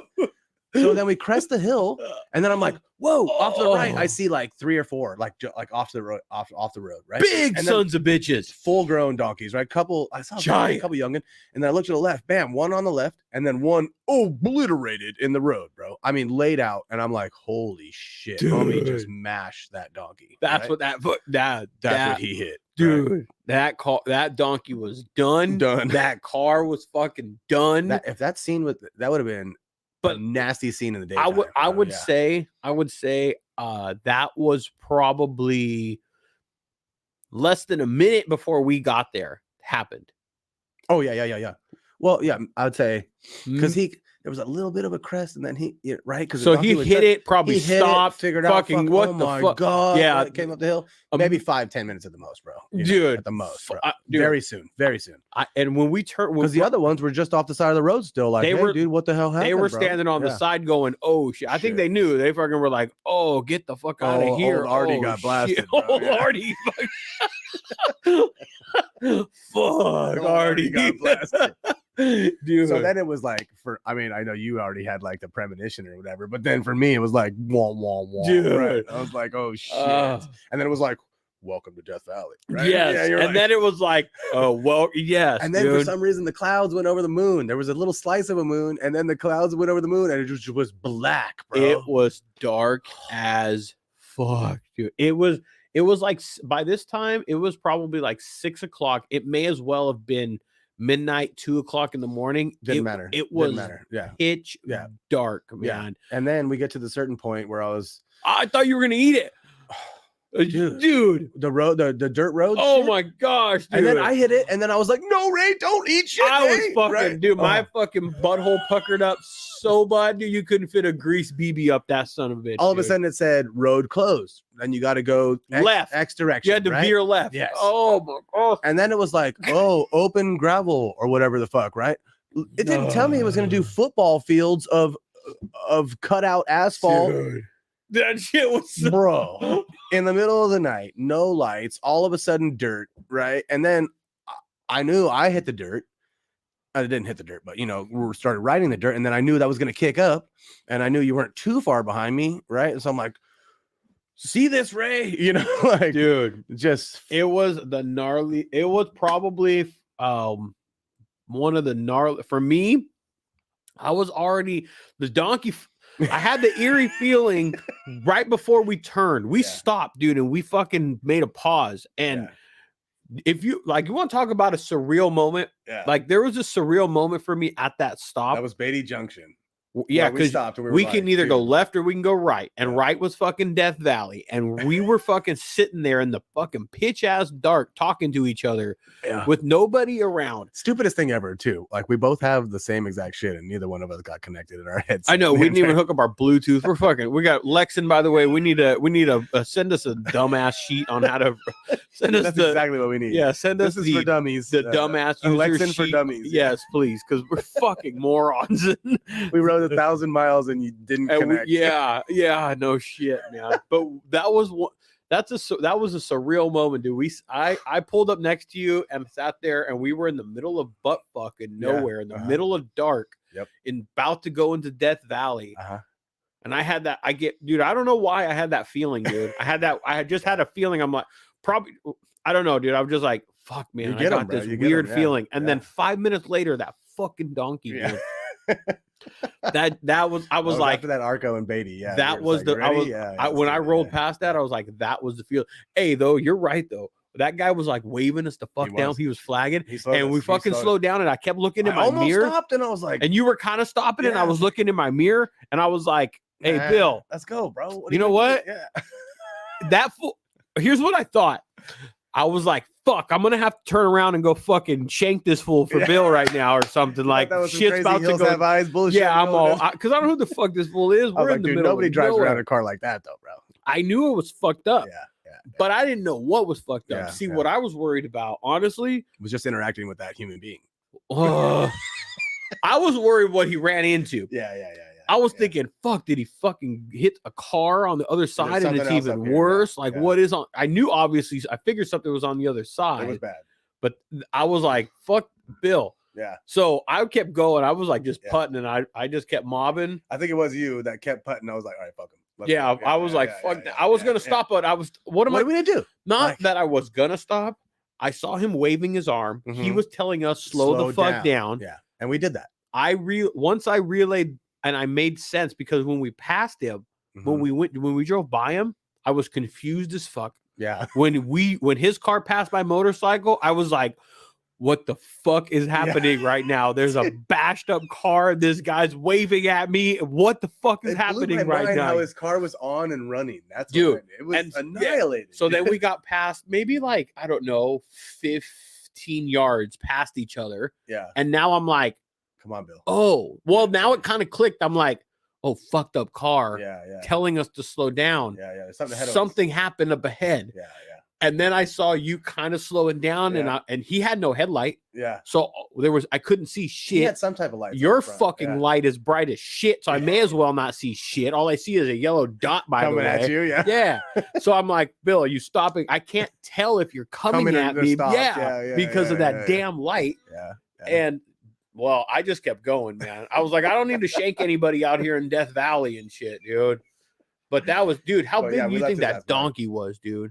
That was full-grown donkey, bro. How much does a full-grown donkey weigh? It was giant. I mean, 200-300 pounds, I would say. No, fuck that. I weigh too. I mean, they're not thousands. They're not a horse. Pounds. They're not a horse, bro. They're dude. Small. Fucking a donkey was fucking okay. 500 pounds, bro. Whatever. He was. Thousands. It was every bit one side of the road laid the fuck out, bro.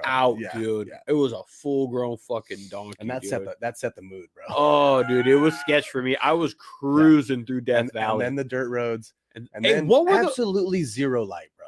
No light, none. Light. Yeah. So if you want to like rank it on like smartness of Russ, like routing, making and like planning the route, I'll take a fail right there. I think we fucking failed miserably on deciding which direction to go. We probably would have flip flopped it. It would have been beautiful. Yes, I think that's what we took nothing into consideration. We just were like, we're gonna go this way, and honestly, I took nothing into consideration of that because I was just tagging along. I was tagging along with you, and I didn't give a fuck. It didn't matter. Look at what it turned out. I'm here. I'm home. Awesome. I made it. I landed. So, dude, what were those little? There was like these little silver fucking birds. Dude, I kept thinking I was seeing UFOs, fucking bullshit, dude. I was like, what am I? Because I kept seeing shit zipping. So what it was, I mean, which was really cool. If you're gonna do a 1K, I do kind of suggest doing it in the winter months. For one reason, way less bugs, bro. Yeah. I mean, we came through like basically unscathed. I almost never cleaned my shield. You know what I mean? That's true. But at the same time, when we came through Death Valley and coming out of it and into there's like a Star Wars thing back there. I think Star Wars did some filming back there. There's like Star Wars Canyon and some other shit back there. Cool canyon rides. And but within that area, there was those birds, bro, that just I don't know if it must have been our headlights that were kicking up whatever little bugs that were there. And they were jet fighter in, bro, in our headlights is what it was, dude. It was awesome. Dude, that But was they almost trip. I saw for one, they almost took you out, like a pot of them ripped around your Dude, head though. Yeah. that shit was pretty gnarly too, Yeah. man. Yeah. That was through what do they call that? Stovepipe wells, right? Like come out of Stovepipe wells, and then you're just heading west. Yeah, I'm forgetting what highway it is, but yeah, you're headed towards Olancha and the 395, and then from there we were pretty much like, okay, we're on the 395. It's home stretch from here, you know. Yeah, we didn't hit the we didn't come we kind of changed the route a little bit originally. Remember you said we were going to come down a little bit more of the base, and instead we cut down. Yeah, we were going to go around Death Valley. Yeah, right. But I started doing maths and was like, we were going to put like a lot of extra miles on for no fucking reason, you know. So I was like, dude, let's just cut it and do it, you know. well, we did it. It was fucking. I mean, it was, it, bro. Definitely added to it, bro. dude. It was that was definitely. I'm glad nothing went down. We definitely, lived through it or whatever. But there was plenty of opportunity to fuck up. Oh, for sure. Plenty. Yeah. Yeah. I mean, I got pretty good eyes, bro, and they're like the faded lines just disappear, and it's like, where'd the road go? Oh, okay, there it is, dude. You know, and you're just tired. And you were doing fucking 40. We were doing like 45, maybe. Cruising, and you've ridden all day. All day. You're bro. tired. You're 700 miles in now. Yeah, like the hardest. I was messaging one of my buddies. He asked me, he's like, dude, how'd it go? What what's up? And I told him, because he's done one before. Yeah. And I was like, the hardest part is probably for me somewhere between the 600 to 900 mark. It could be 700. It's not the final 100. It's nope. It is the like 200 to 300 before that last 100. Because you hit 400, you're like, oh, fucking great day. This is awesome. You hit 500, like, this is cool. You start to hit 6, and you're like, oh, it's been a long day a little bit. Yeah. And then you hit like kind of around 7, and you're definitely like, I'm almost done with this bullshit. Well, you hit 7, and you start to go, why did I do this? You don't say, why did you do this? At least, I know. I hit fully, but I hit around 7, and I go, fuck, I still got 3. Yeah. It starts to sink. It starts to sink a little bit. What is 300 miles? Like, dude, that's still pretty good. Yeah, that's still a good jaunt home. It's like you're not all the way to Vegas. Yeah, and it's night and it's dark, and then and you're adding it up and all that shit, dude. Yeah. Hey, we hit it was Olancha. You gotta stay out of your head for sure. We hit when we came out of Death Valley. Yep. Olancha was the place that we kind of like landed like before, or when we came down the 395. That's where we hit the 395. That's where it started sprinkling. A little, yeah. You went inside. I think I did go inside real quick, but I came outside and was waiting, and there was a car that was pulled up, Suburban. It was 3 girls, and they looked like they were all family, a mom, or I don't know, but anyways, they were all sweatered, bundled up, dude. In their Suburban. 2 of them were sitting in there. The other one was, 2 of them were in the front, and then the one got out and was pumping the gas. The one that was sitting in the back seat. Yeah. And the one that was pumping was looking at me, kind of like, this guy's mad, fucking crazy son of a bitch, Yeah. And then it's of course, like I would too if I had a warm car. She pumped the gas, jumped in the car. Yeah. And then I'm standing there, and at the time I was talking to my wife. At that time, I was talking to her on the phone. I'm like, hey, we just made it through Death Valley. I'm on my way home. Like I'm like, it's a straight shot now. She's like, where are you? I'm like, I'm just south of like Mammoth. And she's like, Mammoth. And I'm like, I'm not quite that far. Like, that's a roundabout. And I'm just that's to give you a direction of what she doesn't know. But anyways, they were maybe they were coming. I don't know. But they were looking at me, boy, and you can tell that they were in the car. Like talking and looking and pointing and going, look at this guy. What is he doing? These guys are, they were either so they were like, not, they were either looking at me going, dumbass, absolute retard. Look at these idiots, stupid moron. Or they were going like fucking badass motherfucker. I don't know which side of the scale they were. The badass part. Yeah, I'm hoping the badass part, married, all that shit. Whatever. But I still would like to know that you think I'm a badass, whatever. Sure. Yeah, but who knows? What side do you think they were on? Idiot. Yeah, probably. I'd be on that side going, fuck. Hey, so to confirm the idiot part, right? Air quotes idiot part. I'm going to ask you, because I know my answer. How many motorcycles did you see on our trip? Whoa, bro! It was very few. I saw one. I was gonna say I don't even remember. Like I saw one, and you know where I saw it? No. And I'm pretty good at seeing. I don't know about you. Like noticing them, right? Yeah. When you're on the highway, you're pretty good at noticing when they're going the opposite direction. 100%. And there was definitely a lot of stretch where we definitely would have known if one passed us because there was nobody the fuck out there. Totally. There would have been the daps for sure. Yeah, you know? But the right where my bike puffed out when we were coming out of Vegas, right there, and we were pulled over. Before the 40, that was the only spot? That last spot that my bike did that stupid little bog out bullshit, and we were pulled over on the road for me to fix it. Yeah. Right there, while we were pulled over, I saw some chopper dude fucking on the other side going down, looking at me, fucking, on the side of the road. He was like, I feel your pain. Yeah.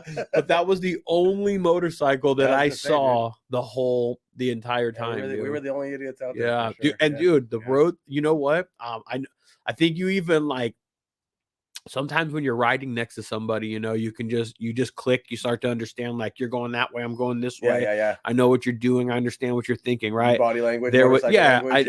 So like there was a stretch, man. I don't even know where we were. It was Podunk in the middle of nowhere, and I don't know how or why it ended up transpiring the way it did, but I got over on the side of the road or on the wrong side of the road.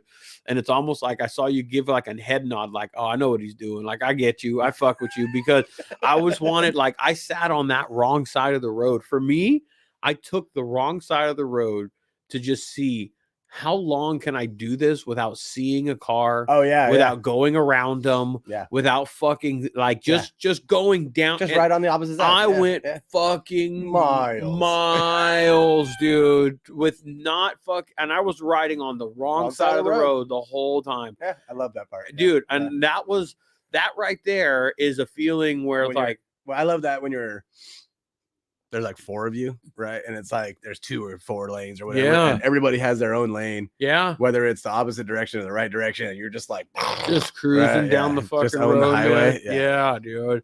But I like that there was no the dude in Rachel, he's like, yeah, I've driven down this road, haven't seen anybody for 60 miles. Yeah. Haven't seen a car for 60 miles. Well, I didn't go 60 miles on the wrong side of the road, but I went a decent way. Yeah, I went good 10, 15 miles and shit down the road without 10 miles to not see anybody in the opposite road. That's pretty good. Yeah. And then when I did, I went around it and I didn't see anybody again. Yeah. For 10 or fucking 15 miles again, That was some good shit, man. That was like, I gotta piss something fierce right now, dude. Oh, you gotta piss? Yeah. I'll go piss, man. Should I go outside real quick? Yeah, you can just go right around the corner here. All right, do your thing. Piss on the the fence over here. Oh, I got that shit on lock. Hey, did my thing never went off over there, did it? Shit, I'll fucking take that shit. It never went off, huh? Yeah. Hey, if you go around the garage, piss on the fence. Like I do. That's where I piss all the time. Yeah. Bill wants me to cover him. What am I going to cover him for?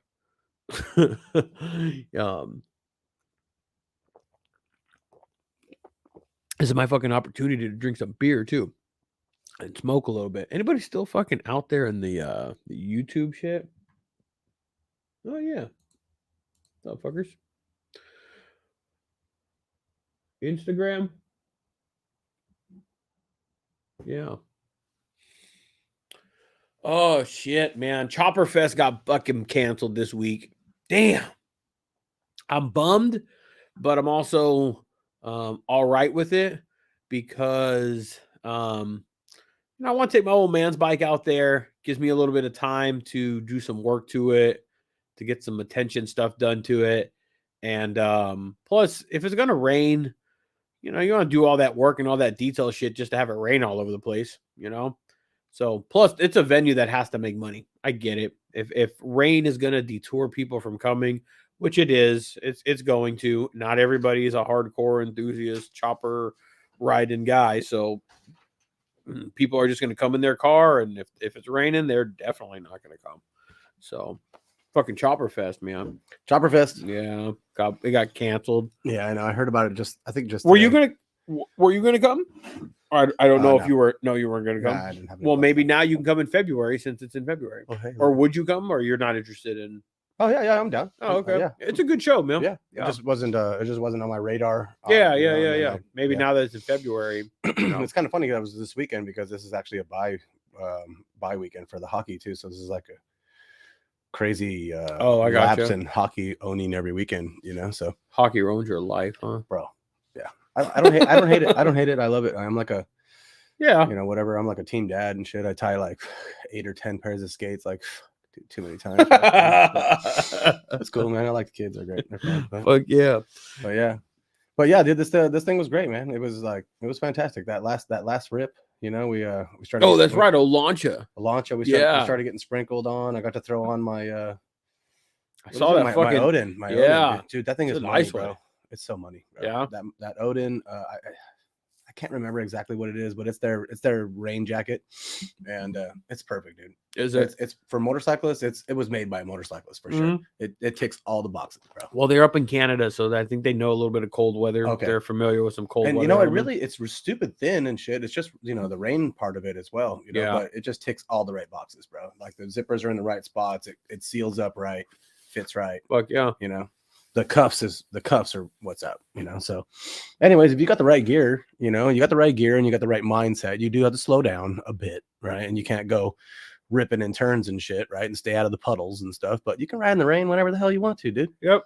You know, as long as you're not getting soaking wet and chilling and doing the when you start shivering, bro, you gotta figure it out or pull over. Bro. I was wet by the time I got home with my gloves and all that shit. I was wet. My gloves weren't waterproof at all for shit. No, mine were because I put those 100 hydros on in Olancha.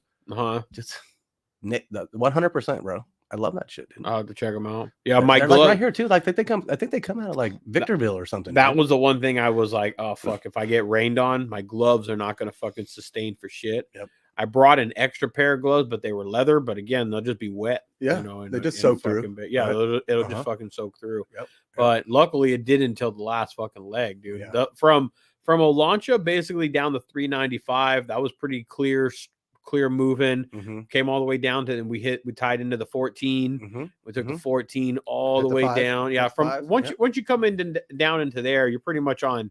You're on Easy Street now. Street. You're on interstate. At home. You're at home. Yeah, you're at home, and you're on like, okay, you can get off at any off ramp and find gas anywhere. You have to stop. Yeah, blah, blah, yeah. blah, now it's just like full civilization. Yeah, exactly. So the riding was definitely. We were hooking though too, bro. I got it. I ripped. We were hooking on the 14. And then after I broke from you, that 210 home, dude. I think I beat you home, dude. You did. I think I beat you home. Yeah. I had to stop for gas one last fucking time. I had to do the like. So I had to stop for gas twice. Oh yeah, you got to do an extra. I had to stop in Fillmore, and then I had to stop at my last one. That's where I didn't have to. From Mojave. That was our last gas in Mojave. Yeah, the Chevron in Mojave. Yeah, I was gonna try and make it. But we were fucking hooking on the 14 hooking all the way to the 5, and then dude, you went north, I went south, and just I clicked. But that's where the rain started. The rain started about you're right 5 minutes before we split. I didn't care. I was done, bro. I didn't care about the rain either, dude. Didn't affect me like almost at all. Like you got the right gear, it's just fucking get it, dude. You know? By the time I got home, I was like my hands were wet. Well, and we were approaching like, you know, now it's like 9:30. Right, we both had like an hour from there just to book home, right? Yeah, and so, I mean, there's no traffic at 9:30, so we were both. I imagine you were clipping right along. I was clipping right. There was nothing in the way. It was just rain. It was just rain. That was just it. It was rain. You know? Stay out of the. When it's raining, I stay out of the carpool lane, bro. I try to stay fast lane. Stay out of the carpool lane. Avoid any puddles as possible. Yeah, you know, just stay away from the edges. Yeah. You know? That's good advice. I try to do it. You know what I mean? When the heavy rain starts hitting, for sure. That's good advice. Yeah, definitely. You shouldn't be doing it anyway, but stay out of the middle of the fucking any lane. Oh, yeah, that's where all the oil's at. Oil's all that shit. You know, slip out. Try and ride where the path of the tires is all the time and shit. Ride inside of that. You know, all that good stuff. Yeah, there's shit that you can do in the rain to be able to help yourself out. Don't do like me. Don't be really stupid like me and ride without a fender. It's not really suggested. You know, it's not the smartest thing to do. I didn't even notice until No, that, yeah, because you get to eat a little bit more. Yeah. Then you start to wonder. You're like, why the fuck is there any amount of water coming into my helmet right now? And it's because you're just pissing rain on yourself from the down. You're getting it from both top and bottom. Yeah. So just don't do that, and then you might have a little bit better chance Why at. is it wet in my helmet? Yeah. No, I got to look at it, to be honest. I was a little Concerned. I was a little bummed for sure to know that I spent that much money and there was any amount of And you're water getting that wet, got yeah. anywhere in my helmet. There may be something that I have, maybe the shield, I don't know. The shield can be kind But of there, like well, adjusted. it didn't come from here. It was on the top, Mm. and there was just a tiny, like, just dabbed on my forehead, just a little bit. Okay. So, and you can feel like it when it would come in, it was from wind. So where it was like coming down, and then it would like I don't know. 'cause So I know on the RF14, you can adjust the setting of the shield in the pocket, right? Like I think it's like 4 or 5 little clicks. gotcha. And if you fuck it up, you can actually like look out the bottom of your eye and see just little tiny gap. You know, so if really? you got that little tiny gap, you want to Yeah, because it might you seal want to it suck all it the in. way. Yeah, all you the want to way get it to around. that seal. You know, so I'm gonna have to look at that then. That's interesting. Yeah, it wasn't like I'm getting wet. What the heck? It was just like, hey, that's a drop of water. That should, I don't think that should be there. Period. You know, because what I was gonna say is if I have mine set up and I do the, like the reverse, Yeah, the full yeah. reverse look, you'll get like, right? You know, and it'll come in just a little tiny bit on you, but yeah. But that last part, dude, I was telling you, man, as soon as we split, dude, I hit the 5 because that's where we took the 14. You went 5 south. I went 5 north. Yep. As soon as I hit the 5 north, man, that on ramp to get onto the 5 north, my bike started doing the same putter shit again. The same shit it did in fucking on my first 1K. Mm-hmm. It was taking on the water from the rain. I don't have a rain sock, and I didn't learn, fucking like a dumbass. Okay, I should learn from my mistakes. Never bought a rain sock or anything like that. I don't ride in the rain, in heavy rain, too fucking often. Yeah, but that throttle body wants to just fucking suck fucking air, and so it started dying on me. Yep. And it did die on me, actually. I just decided to fucking start it back up.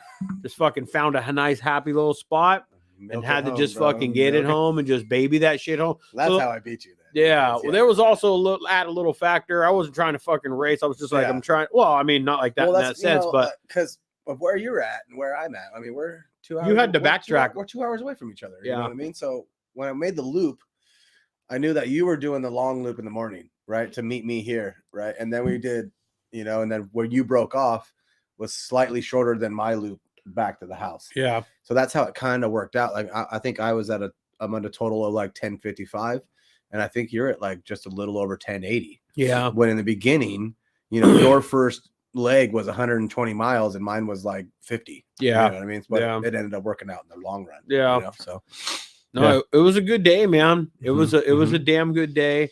I want to do it again. And I want to go for the big group, dude. I think we got it. I think we got boys that could do it. I'm interested in putting that together. I'm gonna start I'm not gonna say anything. Yeah. I'm gonna I'm definitely interested in doing that next year. There was a little bit of talk with Ramble about that, and I was like, oh man, I think we could do something like that. You're definitely gonna have to find the right group of guys. Yep. And not even to do it fast, not to set records and not to set paces. You got to just go, and let's just take worst case scenario, right? Let's just say worst case. We did it. Well, I don't even know what my last one was in.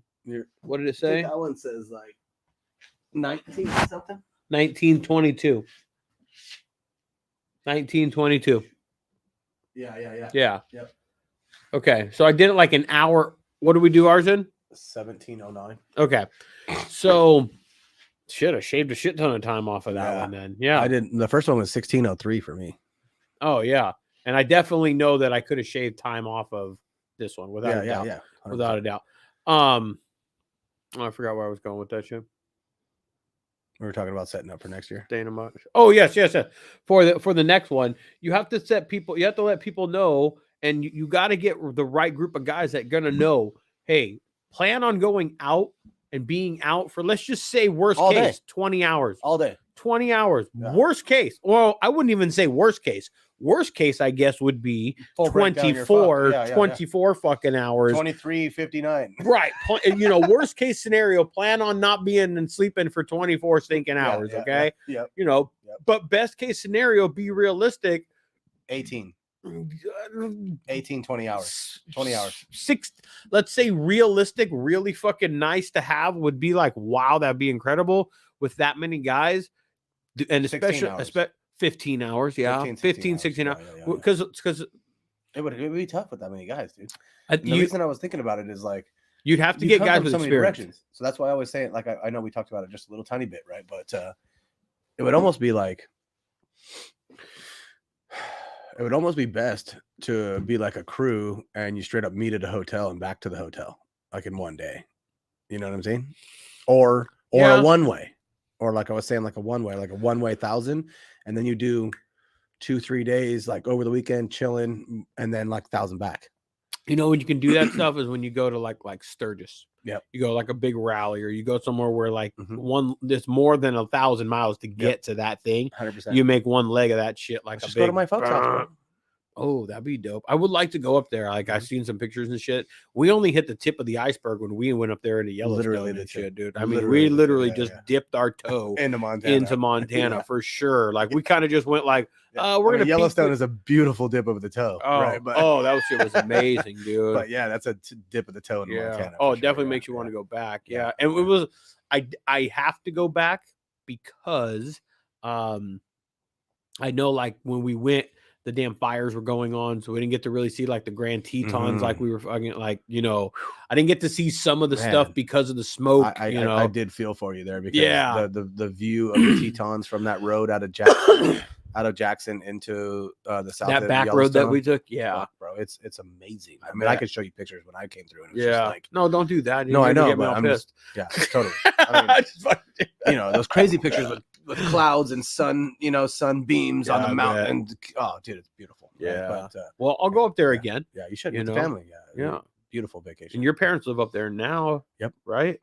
Well, see, I like when I have friends like that have family kind of spread out. You know, it gives me reason, you know, to go out and 100% check some other places. My mom, how many miles is it from here to there? I think from my mom and dad's house, I think it's like 13. Because I know I was trying to do I was talking about doing the 1,500 in 24 hours, right? Stepping it up at like another 500, right? Okay. And what I would have to do, you could actually go all the way up to Sweetgrass, Montana, which is the Canadian border in Montana, and then come back down to my folks. And it would be like 1,520, dude. It's like perfect, right? You know? So I think my folks are like 1,300, something like that. Okay. And I did it the other day. If you just it's fairly boring. It's not boring, but it's the 15, right? Yeah. If I left my house and just bailed, Dillon, Montana would be my straight shot, straight up to 15,000 miles, 1,007 miles or something like that, dude. That's fun. And that's like an hour into the Montana border. That's fun, man. And about 200 and something miles from my folks' house still. I can't. You've been on the road. You've done it. You've obviously taken. You and I have done some, you know, some good miles together. We've done some good times on the road. Yeah.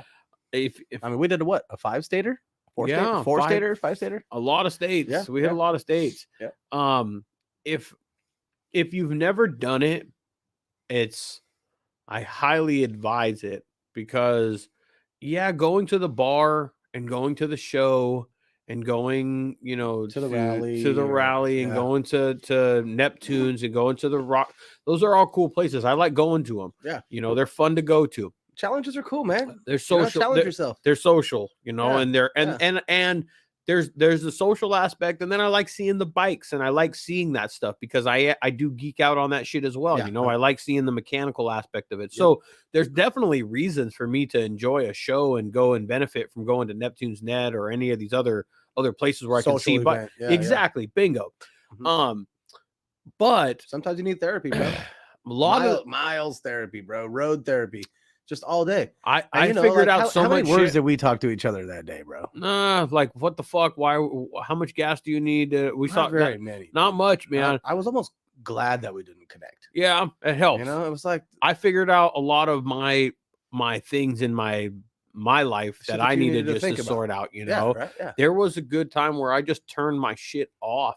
Mhm. One, I didn't have connection, Yep. but there was times where I just turned that. Even when I did have connection, Yeah. I turned my music off. I turned my podcast off. I Soaked turned it up. all of my shit off, man. Soak it up. Yep. And there was times where I kept I don't know if you do this on a ride, but I sometimes feel like I have to absorb and take in what I'm around Mhm. my seat, like where I'm at Mhm. and what's going on. Mhm. I feel like, and sometimes I do catch myself going, no, I don't have to do that. You know what I can do?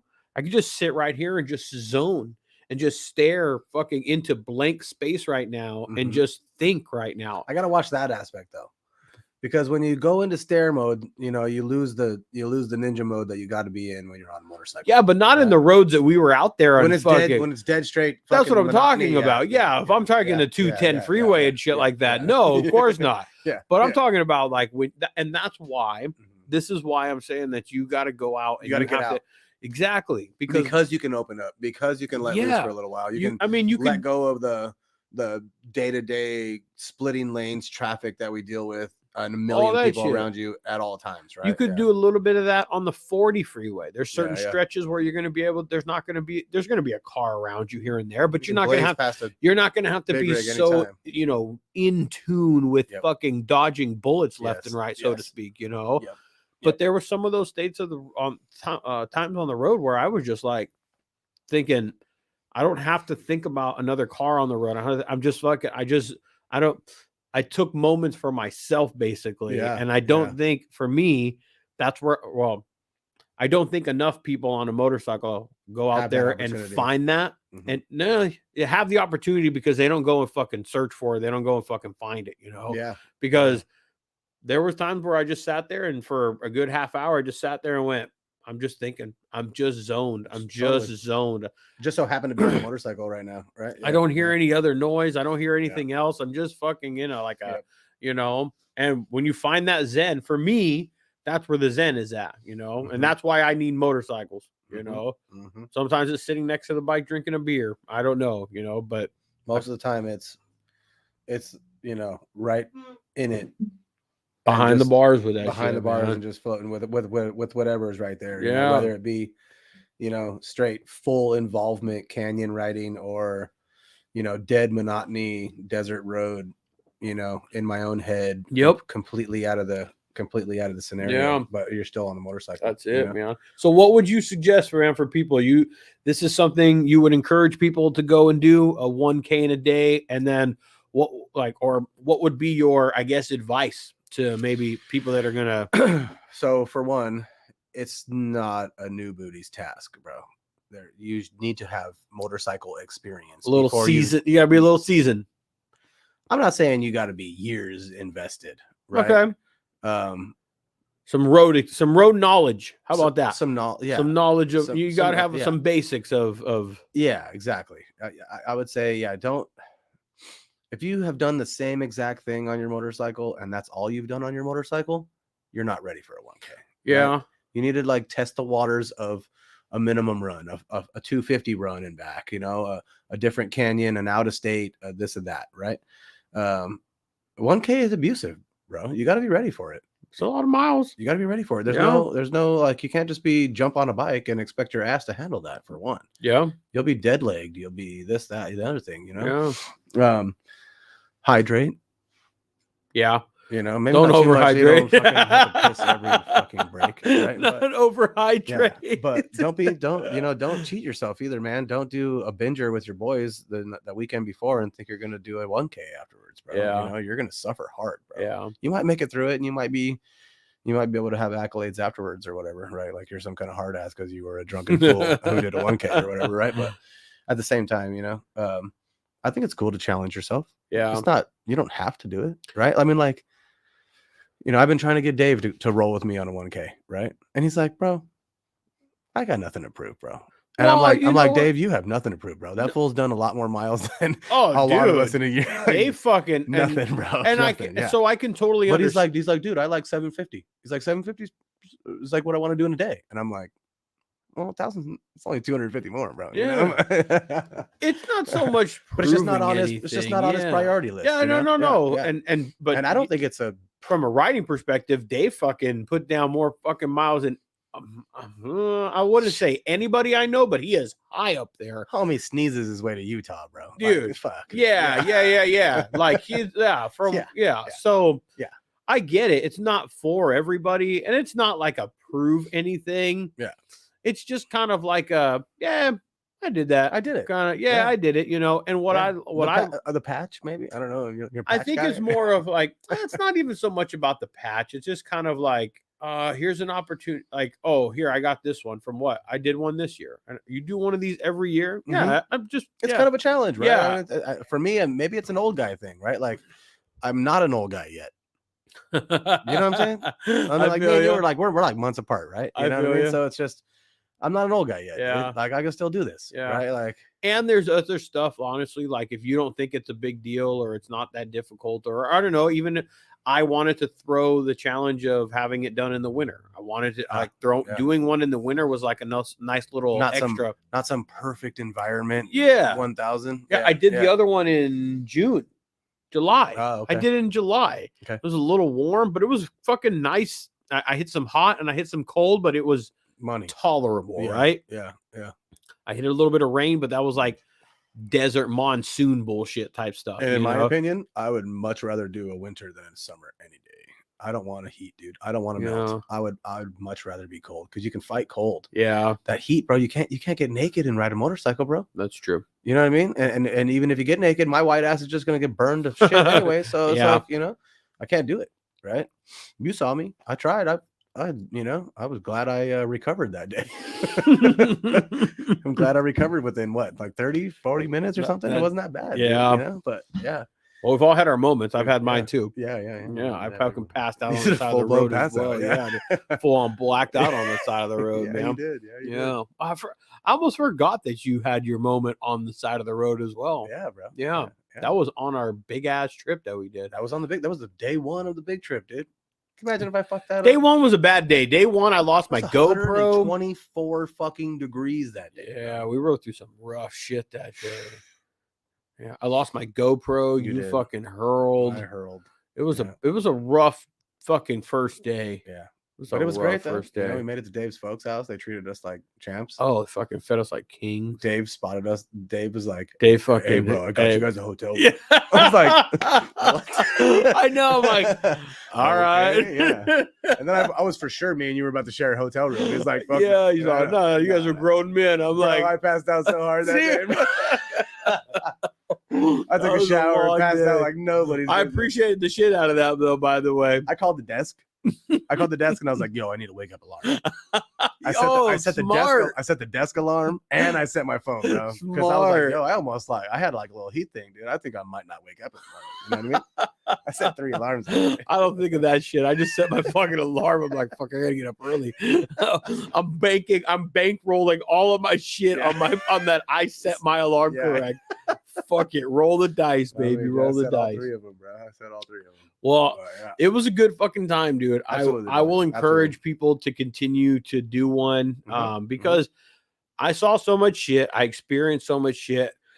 I can make sure that I'm not speaking out of my ass when I give some like information, some forethought, like, hey, you're about to go take, even if you're not about to go do 1,000 miles, you're going to go do, maybe you're just going to do like, maybe you're going to do 1,000 mile weekend, week-long trip. Right. And maybe you're going to do a weekend of 1,000 miles, you know, you're going to leave on a Friday and come back on a Sunday or a Monday. And you're going to overall do a little bit over 1,000 miles. Give me a call. I'll tell you some shit.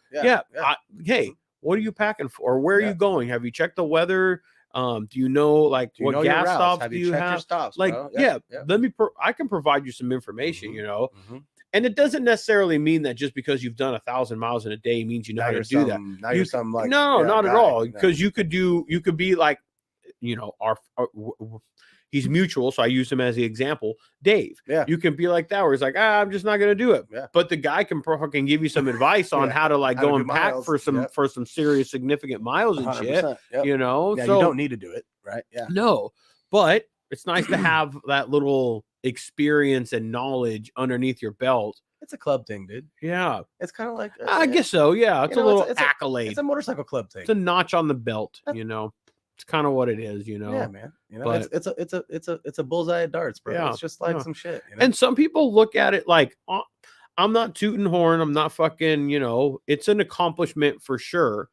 To be honest with you though, for me, yeah, we definitely could have done it faster, right? Could we agree 100%. with that? Yeah. Could we agree? 100%. Yeah. And even by saying that we could do it faster, I left my house at 4:30 in the morning and I was back home at 10:30 in the morning. I was gonna say I left my house at 5 and I was home at 10:30. Okay. It's you're riding all day. All day. It was And that's what you're doing. else you So ask if for? you can endure an all day thing of riding, Yep.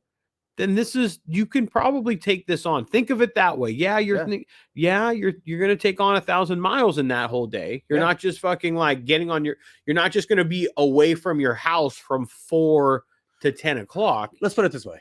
If you wanted to do a motorcycle adventure, right? Like we did. I mean, what did we do? We did 3,500 miles in those 5 days that we like went and rode or whatever. We did a shit ton of It was miles. like 3,500 miles or some shit. Like Yeah. it was crazy. But at the same time, if you only had a weekend, bro, you're a weekend warrior, right? You could say, okay, I get off work on Friday. I'm gonna go home tonight. My bike is fucking packed, ready to go. My lunch is sitting in the refrigerator, dude. I've been drinking Gatorades and some shit for the last 2.5 days. I know my body's ready for this, right? Yeah. I'm gonna wake up in the morning, like butt crack of dawn. I'm gonna ride my fucking motorcycle all damn day. Yep. All damn day. And be back. And I'm gonna come back home, Yeah. right? You can You don't have to be all the way the hell out there. no. You can make a big ass 1,000-mile loop, Yep. make it right back to your head, right back to your garage, fall out of your motorcycle. Yep. Because more than likely you You're will. gonna be tired. be You're gonna be a sore. little exhausted, Yeah. especially if it's the very first time that you've done it. 100%, right? for On a both- stock seat. Yeah. Both of the ones that I've done, that's what they have been. They've been loops Yep. where I land back home at my house. And for me, I want to be home with my kids. I want to be back home in my bed that night. We're family men, dude. That's I just don't. the way it is. Yeah, right? I'll. There's trips that I plan where I am away from the home and all that shit. But if I can do 1,000 miles and kind of do this trip and then be home in my bed at night, well, I'm gonna take that. I'm gonna take that option right there. A grown ass man who has to work for a living. I'm a father. One day, dude, is what I get. Yeah. And that's I wanted to be on my I'm gonna motorcycle go all and do day. this- Yeah. That's what we did. That's what the I fuck might we be did. sore and lazy the next day, but I'm still home. I'm still home. I'm home. I was all right. I got a little under the weather, I guess, Yeah, after yeah. the whole thing. I saw that hit you, and then it hit me 2 days later. I was the last yesterday. Yeah, today I felt good. About half of yesterday, I was like, okay, I feel kind of okay. It's going around, dude. Yeah, It's tis the season, as Totally, they say, you Totally, know. So, totally. Yep. but it was a good time, dude. I would highly encourage people to go and do it. You know, you can do it during the perfect conditions. You can go and take a quick route where it's mostly interstate freeway stuff, you know, and you might do it a little quicker. Yep. You can get off course like we did a little bit and go hit some off-road shit in Death Valley. You know, Yeah, you- I mean, go it- through a national monument, go through a national park. You know, it Yeah. might not be the fastest route, but I think the whole entire concept of the 1K is it's not there. There is the little accolade. There is a little notch on the belt. I'll jump in real quick. Don't do it alone, right? Uh, I mean, I'm not. if you don't have to, right? If you don't have to, If you no. don't have to, But okay, I would. That's fine. That's advice. But for me, okay. Here's what I was saying. I did it during the winter, and I wanted to add that challenge to it. okay, Doing one by myself would Would- be another one. would add a challenge to it. There were parts of it, you know, on that same note, when we were talking about going through Death Valley and that I lost you We're very much alone. and I couldn't see your headlight or I Yep. couldn't see you. I knew you weren't too far up ahead, Mhm. but there were moments where it's like I Yeah. can't see him. Yeah, I'm here by myself. yeah. You You feel gotta be good. you feel like The pressure. I'm here by myself. You recognize I'm here by myself. Yeah, yeah, And in that moment in Death Valley, when I didn't see your tail light, yeah. and I felt, Fuck, I'm by fuck, I'm myself, by man. myself. Not only did I feel like I'm by myself. Now, if something happened to me, you were up ahead of me to the point where not far, No. not far at all, What, it but took an just extra far minute? enough. Yeah. But I mean, at some point you're gonna be like, where the fuck is he? exactly? Mhm. And I know that's how And that goes up through my mind constantly. Right? exactly. Yeah. But when I don't see your rear tail light anymore, Like, where the and I go, fuck, I'm by myself. Yeah. I had that moment of this is what it would feel like to do this shit by yourself. by myself. Mhm. And that's a whole extra level Yeah. of doing it, you know? Yeah. And it's really just conquering the fear, bro. You know, that's just you can.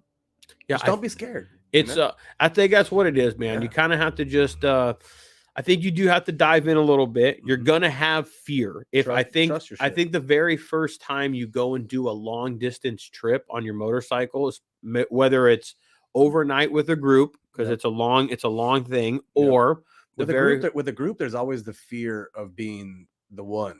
Right? Yeah, You don't want to be that guy. I get. Yeah. That's the group thing. Right. And then when you're by yourself, or when you're gonna do it by yourself, it's just a fear of Being by yourself yourself and failing shit. and Yeah, fucking failing, something happened. Only you. Yeah, exactly. So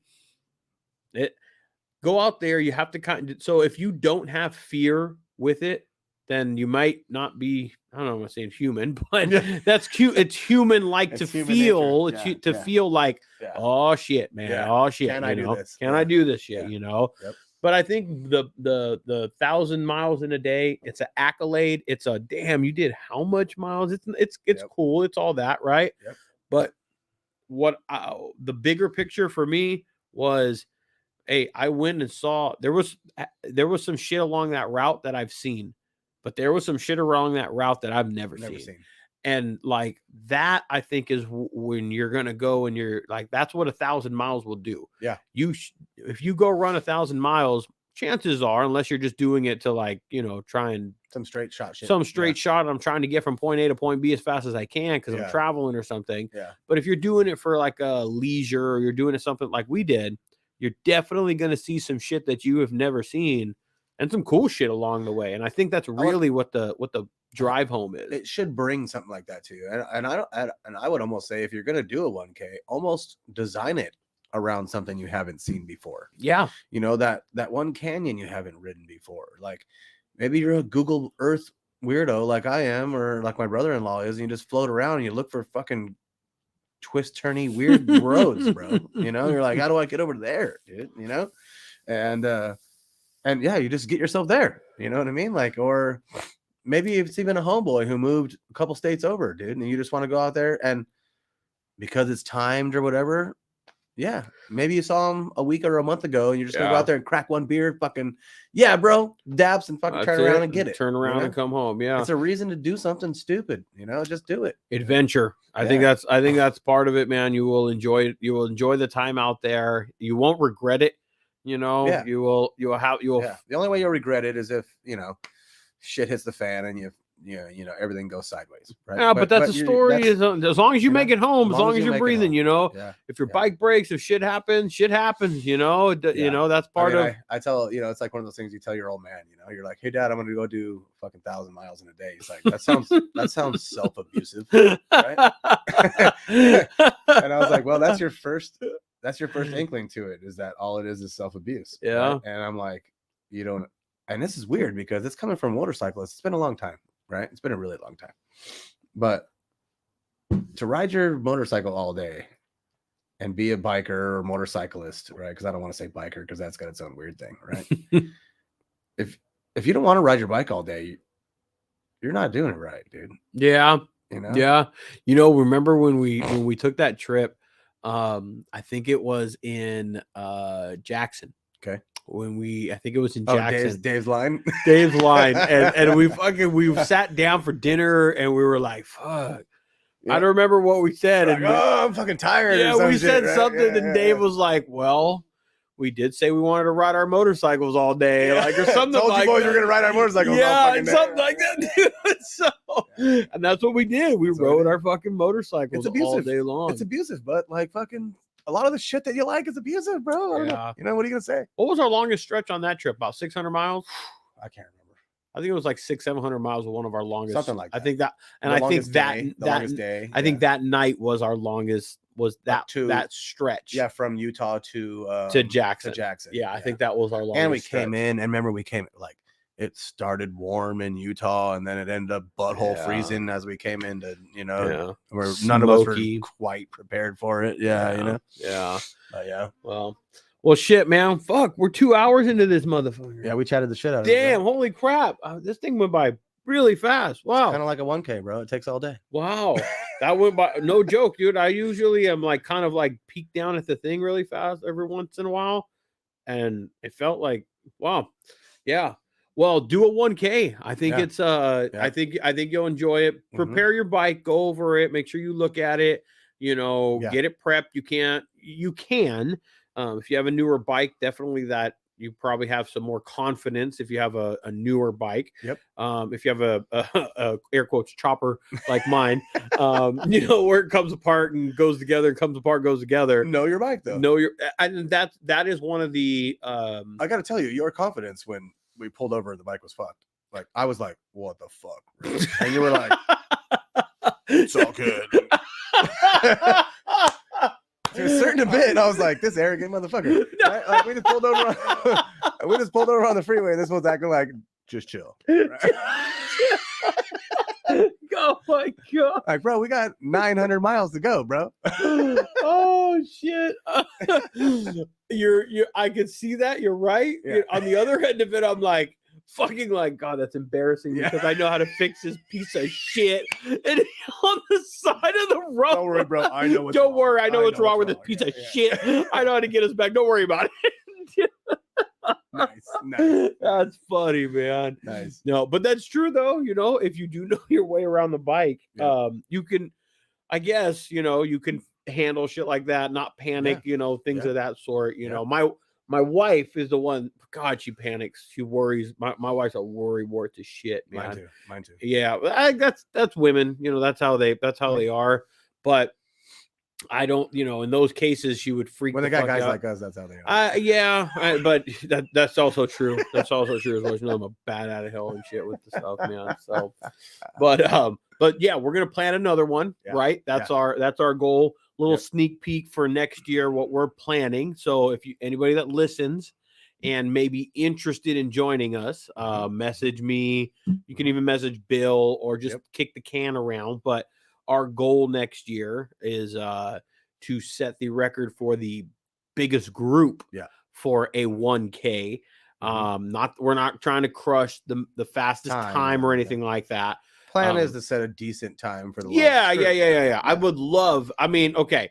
Even if we set our time that we did for this last one, you plan 16 hours. Okay. And that would put you. If we came in under 18 hours with the largest group, I'd be pumped. I think I would be too. I think I would be pretty thrilled with that, So Bill and I are kind of going to coordinate that and plan that. We're going to kind of kick that can around and see if we can come up with, I hate to say it, but it's kind of air quote-ish, but team, because I think you have to come up with the right combination of guys.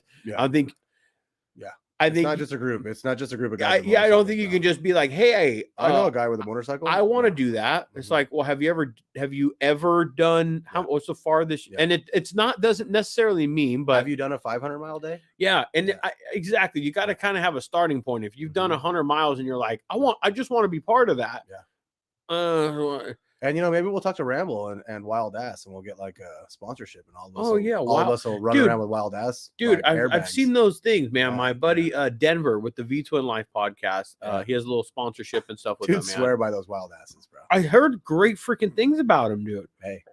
You just throw them right on top of your seat, you strap it down and shit, man, and it's good to go. There's like a little bleeder on the side. You get you like took a little. Yeah, I've heard really good things about fill it. the gaps. Yeah, fill the gaps and take away the hot spots, bro. Yeah, because by the way, if you are going to do a 1K, that is something that I'd highly advise you. In seat. Yes, not a new one. I don't care what manufacturer. I don't care what seat you buy. Don't make it brand stinking new, man. Nah. My seat has thousands and thousands of miles broken in on that shit for my Hank Hill ass. It is designed and cuffed perfectly now for my Hank Hill ass. Hey, bro, I feel the seat.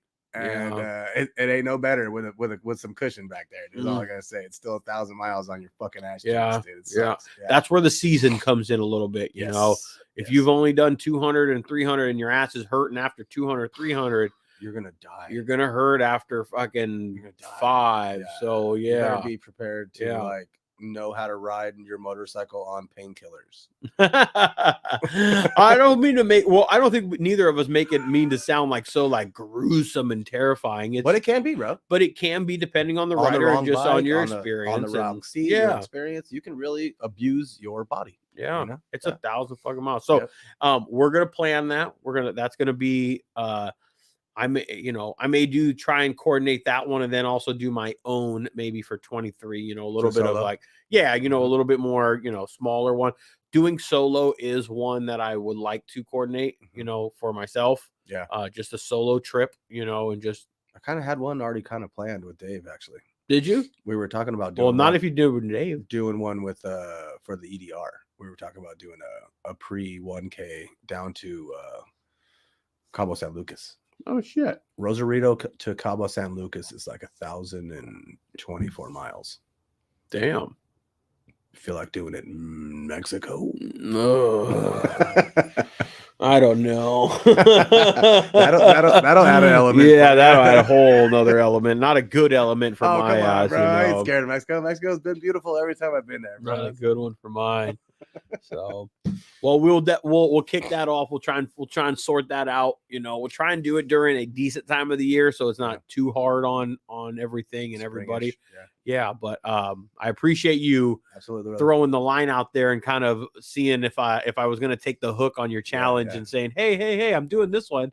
I think that's important. If you have a friend that is like that, throw the line out there, let them know, challenge them a little bit, give them a little jab in the side of the stomach a little bit, go, hey, I'll give you a little push, give you a little motivation, 100%. So I appreciate you inviting me and thanks for joining, brother. Yeah, dude, it was fucking awesome. We'll do the next one will be record breaking, so to speak, maybe, right? Yeah, hopefully. Air quotes, right? Yeah. Record breaking. Be in the book somehow. We'll do another one, man. You got to get home soon, right? Or you got to ride home, man. I got an hour and 45 minutes to get home. Oh, man. I'm going to let you fucking go then, man. Thanks for coming down, Bill. Appreciate it, man. Get home safe. All right, brother? All right, man. Thank you. Bye-bye. Later. Peace. All right. Let's end this over here. Fuck yeah.